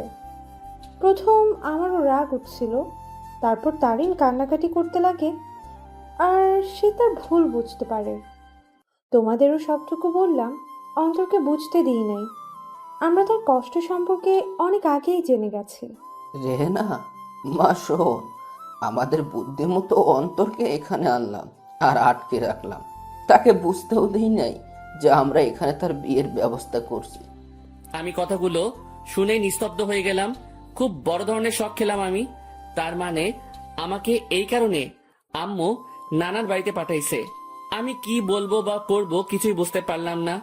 আমি মোবাইল নিয়ে আস্তে করে বাহিরে যাই, আর নানুর রুমের জানালা খোলা, সেটা দিয়ে আমি কোনো মতে নিজেকে আড়াল করে বাইরের থেকে তাদের দেখতে ও কথাগুলো শুনতে লাগি। এখানে আম্মু তারিনের কথা বলল, কিন্তু এখানে তারিন কোথা থেকে আসবে? আর তখনই দুইটা মেয়েকে দেখলাম। মেয়েগুলো আর কেউ না, সেই মেয়ে যেগুলো আমাদের সাথে আমাদের বাড়িতে আসছে। তাদের চেহারায় এখনো পর্দা করা, তবে তারা তাদের পর্দা খুলতে লাগে। তাদের পর্দা খোলা শেষ, কিন্তু আমি তাদের পিছনের অংশটুকুই দেখতে লাগলাম। এরপর তারা দুজনেই ঘুরতেই সেই লেভেলে শক খেয়ে গেলাম আমি, কারণ আমি তাদের চেহারা দেখলাম। যে মেয়েটা আমার মাথা খাইছে সেটা আর কেউ না, তারিন। আর তার পাশের মেয়েটা হচ্ছে তানিয়া। কি ধোকা দিল রে দুইটাই! ভাইরে ভাই, কি জিনিস এরা!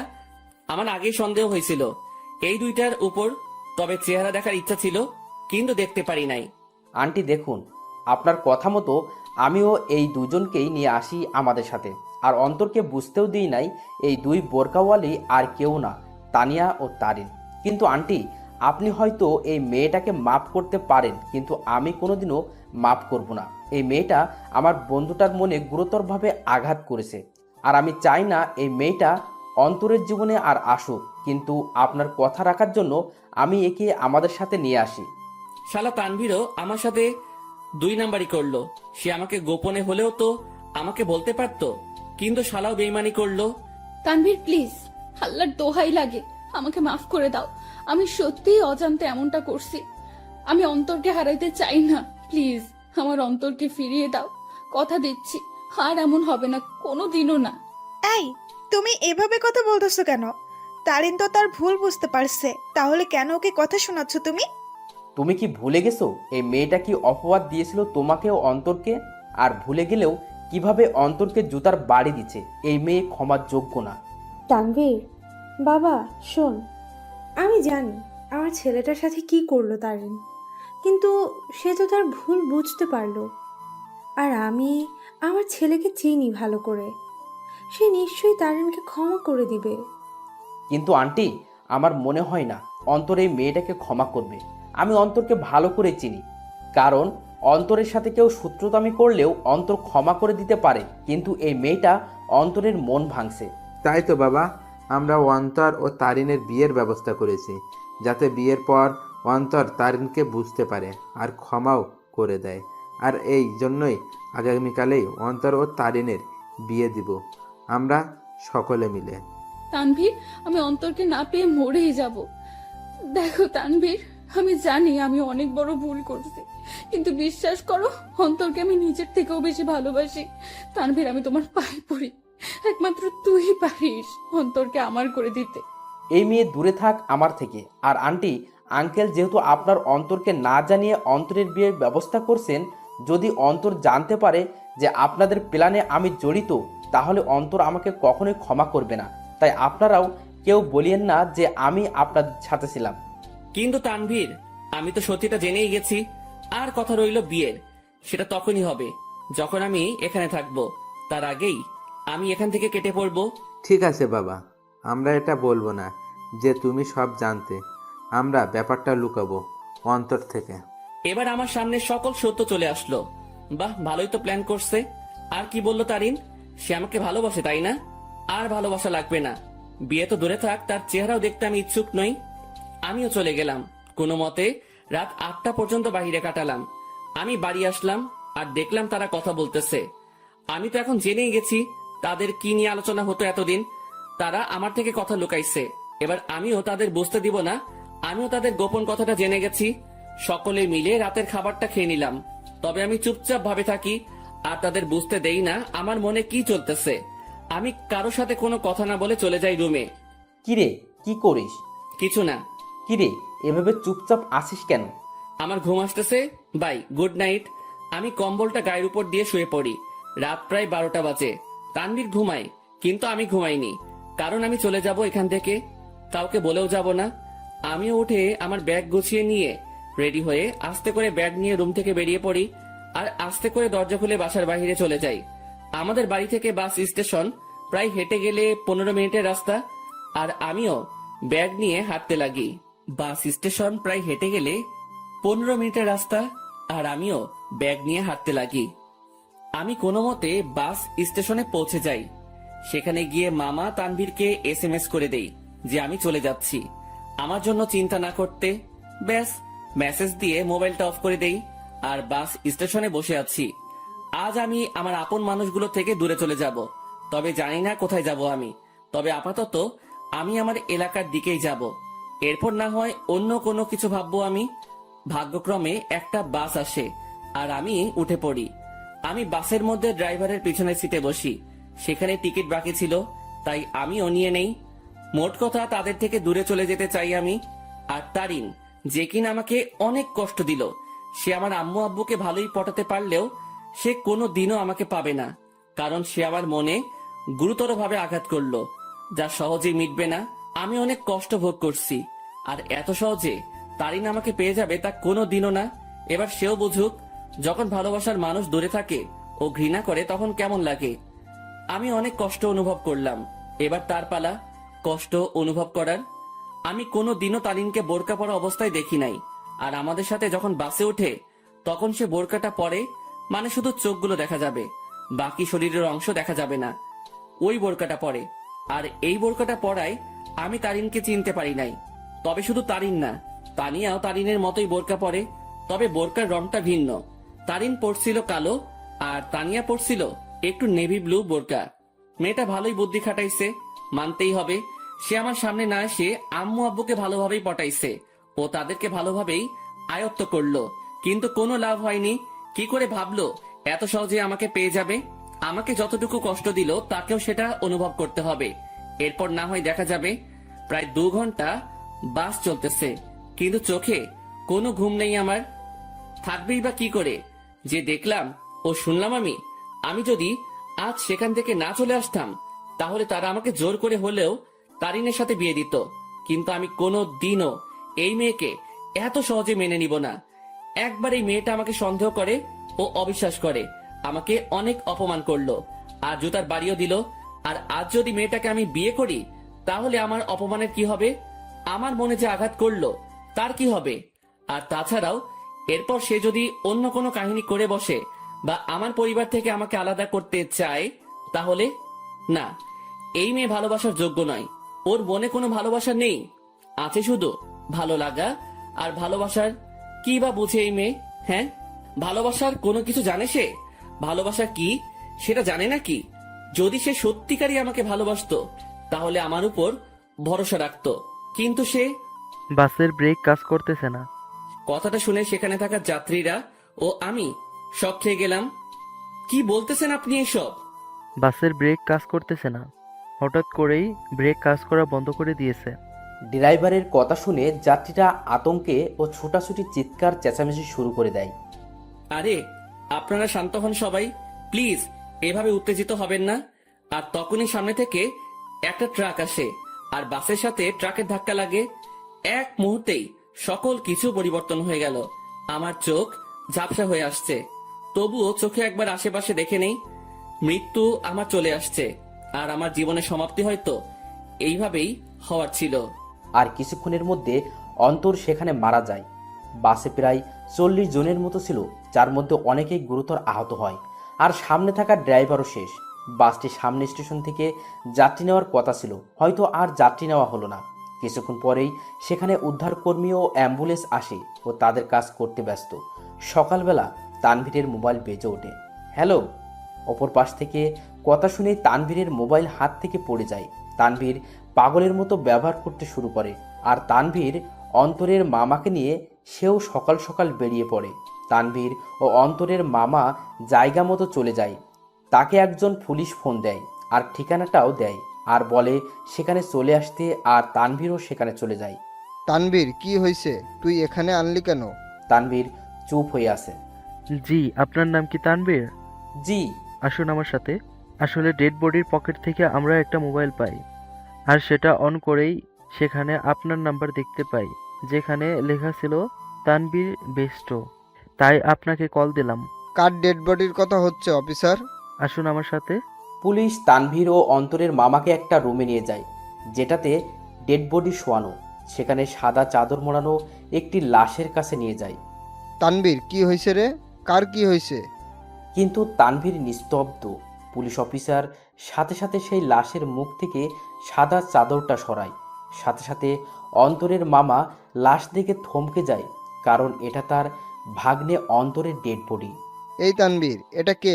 দেখতে তো পুরাই আমাদের অন্তরের মতো লাগতেছে। তানবীরের সাথে সাথে সেই বড়িটা ধরে চিৎকার করে কান্না করতে লাগে, কারণ আজ তার বন্ধু তার থেকে বহুদূরে চলে গেছে, যেখান থেকে আর কোনোদিনও ফিরবে না। এই অন্তর, এভাবে শুয়ে আছিস কেন? এই এই অন্তর, দেখ ভাই, এভাবে শুয়ে থাকিস না, কথা বল ভাই।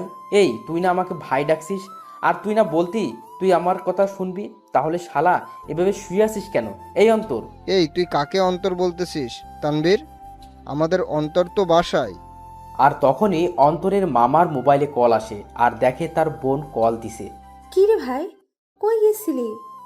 আর তানভীর, অন্তর কই?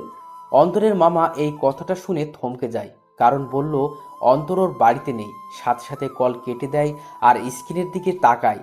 সেখানে অন্তরের একটা মেসেজ দেখে, সেও সেটা দেখতে লাগে। সেখানে লেখা ছিল, মামা, আমি তোমাদের মনের গোপনের তথ্যটা জেনে গেছি, কিন্তু তোমরা আমার মনের অবস্থা জানো না।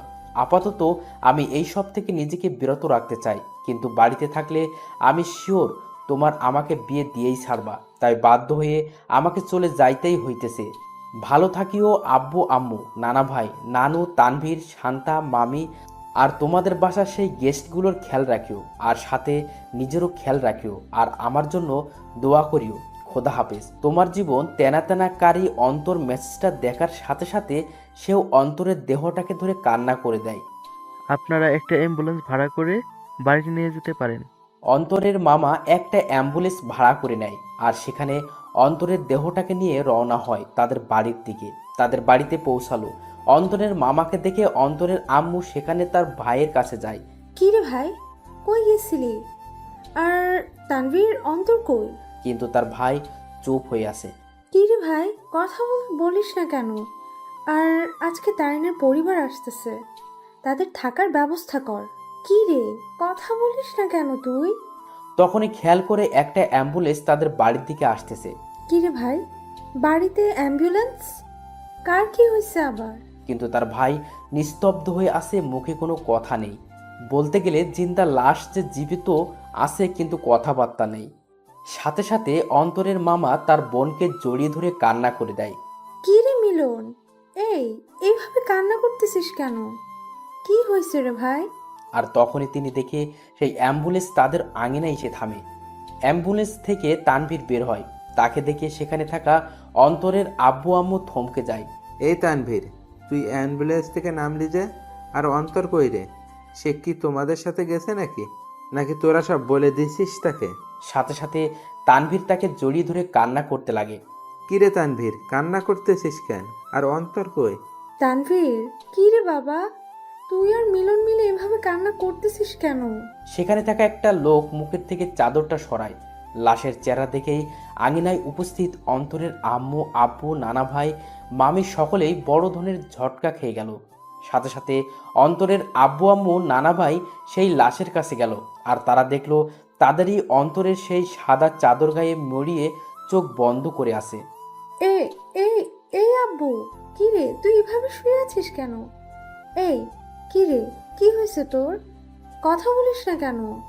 অন্তর, বাবা, কি রে, এভাবে এখানে শুয়ে আছিস কেন? কি হয়েছে তোর? কথা বলিস না কেন? এই তানভীর, আমাদের অন্তর কথা বলে না কেন? ওর কি হয়েছে? নাকি তোরা সব সত্যি বলে দিছিস বলে রাগ করে আছে আমাদের উপর? কি রে তানভীর, মিলন, কথা বলিস না কেন? অন্তর এইভাবে শুয়ে আছে কেন? কিন্তু তানভীর আর তাদের মিলন মামা কান্না করেই যাচ্ছে। কাল রাতে বাস অ্যাক্সিডেন্টে উনি মারা যান। কি যাতা বলতেছেন এগুলো? আমার ছেলে বাড়ি ছিল, ও কি করে নাকি ফাইজলামি করতেছে এই বেয়াদবটা। এই, আমার রাগ উঠে গেছে, কিন্তু এইসব নিয়ে কি ফাইজলামি করিস অন্তর? এইসব কোনো মজা করার ব্যাপার? এই, উঠ বলতেছি, না হলে কিন্তু একটা মারও মাটিতে পড়বে না। তারা অন্তরকে অনেকবার জাগানোর চেষ্টা করলো, কিন্তু অন্তর তো আর জাগবে না। সে চির নিদ্রায় চলে গেল, যেখান থেকে আর ফিরবে না কোনোদিনও। এ আব্বু, কথা বলিস না কেন তুই? একটিবার কথা বল বাবা। কি রে আব্বু, কথা বল না। সাথে সাথে অন্তরের বাবা মা দুজনেই অন্তরের দেহটাকে জড়িয়ে ধরে কান্না করে দিল। তারিন আর তানিয়া বাড়ি থেকে বের হয়ে দেখে বাড়ির আঙিনায় অনেক মানুষ। কি রে, এখানে এত মানুষ? বিয়ে তো ঘরোয়া পরিবেশে হবে বললো, তাহলে এত মানুষ আর কান্নাকাটির আওয়াজ পাচ্ছি কেন? চল তো দেখি কি হয়েছে। তারপর তানিয়া ও তারিন সেখানে গেল। কি রে, আন্টি এভাবে কান্না করতেছে কেন? কি হয়েছে? আঙ্কেলও কান্না করতেছে। কি হয়েছে রে? তারিন অন্তরের আম্মুর কাছে যায়। সেখানে গিয়ে যখনই অন্তরের আম্মুর কাঁধে হাত দিবে তখন সে সেখানেই নিস্তব্ধ হয়ে যায়। তার মুখ দিয়ে আর কোনো কথা বেরোচ্ছে না। সেও সাথে সাথে সেখানে বসে পড়ে। আন্টি অন্তর এভাবে শুয়ে আছে কেন? কি হয়েছে ওর? কিন্তু তারা সকলেই কান্না করেই যাচ্ছে। কি হলো আন্টি? অন্তর এভাবে শুয়ে আছে কেন? হাই অন্তর, তুমি এভাবে শুয়ে আছো কেন? কি হয়েছে তোমার? এইভাবে সাদা চাদর গায়ে কেন তোমার? হাই অন্তর, কথা বলো না কেন? আঙ্কেল আন্টি, অন্তর এভাবে শুয়ে আছে কেন? কি হয়েছে? কথা বলতেছেন না কেন আপনারা? কিন্তু কারো কোনো মুখে কথা নেই, শুধু কান্না আর কান্না। হাই কলিজা, এইভাবে শুয়ে আছো কেন? আমি জানি তুমি আমার উপর অনেক রাগ করে অভিমান করে বসে আছো, কিন্তু বিশ্বাস করো আমি সত্যি তোমাকে ভালোবাসি। হ্যাঁ, আমি অন্যায় করেছি তোমার সাথে আর বিশ্বাস রাখি তোমার সাথে, কিন্তু আমি আমার ভুল বুঝতে পারছি। তাই একটিবার আমাকে সুযোগ দাও, আর কোনোদিন এমনটি করব না। সত্যি বলতেছি তোমাকে। কি হলো, কথা বলো না কেন তুমি? হাই কলিজা, একটিবার কথা বলো না, আমি তোমার পায়ে ধরতেছি। এই আর একটিবার সুযোগ দাও আমাকে, দোয়াই লাগে তোমার। এইভাবে চুপ থেকো না প্লিজ। দেখো আমার কিন্তু ভয় লাগতেছে, আর তুমি এইভাবে চুপচাপ শুয়ে আছো কেন? কথা বলো না। দেখো এভাবে চুপচাপ থেকো না। আমার আর এমন ভুল আমি করবো না, সবসময় তোমার প্রতি বিশ্বাস রাখবো। হাই কলিজা, কথা বলো না কেন? কি হয়েছে তোমার? তারিন অন্তরের হাত ধরে উঠালো আর সাথে সাথে পড়ে যায়। আর তখনই তানিয়া এসে তারিনকে ধরে আর নিয়ে যেতে লাগে। আই তানিয়া, ছাড় আমাকে। আমার কলিজা কথা বলে না কেন? কি হয়েছে ওর? আমাকে ছাড় বলতেছি। তারিন, অন্তর আর কথা বলবে না রে। সে আর কোনো দিনও আমাদের সাথে কথা বলবে না, হাসি ঠাট্টাও করবে না। সে আমাদের একা করে দিল রে। রাগ তো আমার সাথে করলো, তাহলে তোরা একা কি করে হবি? আর দেখি, ছাড় আমাকে, আমি ওর কাছে যাব। ওইখানে শুয়ে আছে আমার উপর রাগ করে, আর আমার সাথে কথাও বলে নাই রাগ করে। দেখি, ছাড় আমাকে, আমি ওকে মানিয়ে নিব। দেখবি ও ও আমার সাথে কথা বলবে। ছাড় বলতেছি আমাকে। তারিন সেখানেই পাগলামো শুরু করে দেয়। সে কোনো মতেই বিশ্বাস করতে পারছে না তার অন্তর শুধু তাকেই না, সকলকে ছেড়ে চলে গেল ওপারে, যেখান থেকে আর কোনোদিনও ফিরবে না। তারিন পাগলামো করতে করতে জ্ঞান হারিয়ে ফেলে আর তাকে ঘরের ভিতরে নিয়ে যাওয়া হয়। দুপুরবেলা জানাজা পড়িয়ে অন্তরকে নিয়ে যেতে লাগে তার চিরস্থায়ী স্থানে। আজ এক আব্বুর কাঁধে তার ছেলের লাশ, এক বন্ধুর কাছে তার ভাইস্বরূপ বন্ধুটির লাশ হয়ে শুয়ে আছে, আর এক হতভাগা মামা যার সাথে হাসি মজা করে বেড়ানো ভাগ্নেটার লাশের খাট বহি করে নিয়ে যাচ্ছে তার চিরস্থায়ী স্থানে। অন্তরকে কবরে শোয়ানো হয়, তাকে মাটি দেওয়া হয়। আজ সেই কবরে দাফন হয়ে গেল কারো ছেলে, কারো ভাগ্নে, কারো প্রিয় বন্ধু আর কারো ভালোবাসা। সকলকেই সেখানে অন্তরের জন্য দোয়া করে চলে যায়। তবে সেখানে বসে বসে তিনজন হতভাগা মানসিক কান্নায় ভেঙে পড়ে বসে আছে। আজ অন্তরের মামা ভাবতে লাগে সেই দিনগুলো যখনই অন্তর তাকে জ্বালিয়ে বেড়াতো, কিন্তু আজ থেকে সেই মামাকে আর কেউ জ্বালাবে না। আজ এক বন্ধু তার সুখ দুঃখ ভাগ করা বন্ধুকে হারিয়ে ফেলল। আজ একজন বাবা তার শাসন করা ছেলেটাকে হারিয়ে বসে আছে। সব সময় অন্তরকে বকা দিয়ে বেড়াতো, কিন্তু আজ থেকে সেই বকাগুলো আর কাউকে দিতে পারবে না। অন্যদিকে তারিনের জ্ঞান ফিরে, সে দেখে অন্তরের আম্মু কান্না করতেছে আর তানিয়া তাকে সামলাতে সামলাতে কান্না করতে লাগলো। এই, তোমরা সকলে কান্না করতেছো কেন? আজকে না আমার আর অন্তরের বিয়ে, আর বিয়েতে তো মেয়েরা কান্না করে, তাহলে তোমরা ছেলের মা ছেলের বান্ধবী হয়ে কান্না করতেছো কেন?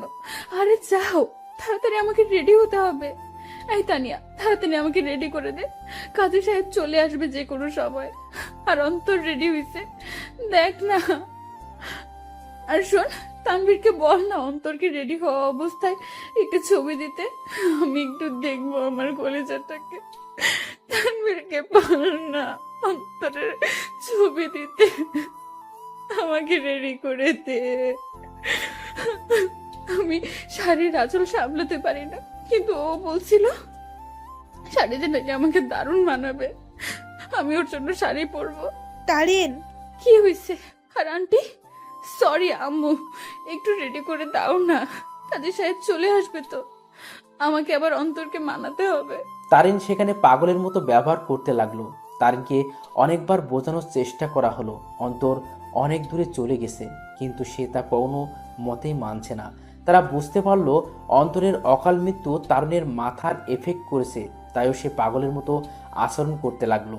তারিনের পরিবারও আসে, সবাই মিলে তারিনকে সামলানোর চেষ্টা করে, কিন্তু তারিনের মুখে একটা শব্দ, অন্তর। কিন্তু সে আর কোনোদিনও ফিরবে না। এভাবেই সমাপ্তি ঘটল এক অসমাপ্ত ভালোবাসার। একটি সন্ধ্যের জন্য একটি ভালোবাসা অপূর্ণ রয়ে গেল, শুধু থেকে গেল ভালোবাসার কিছু স্মৃতি ও অনুভূতি।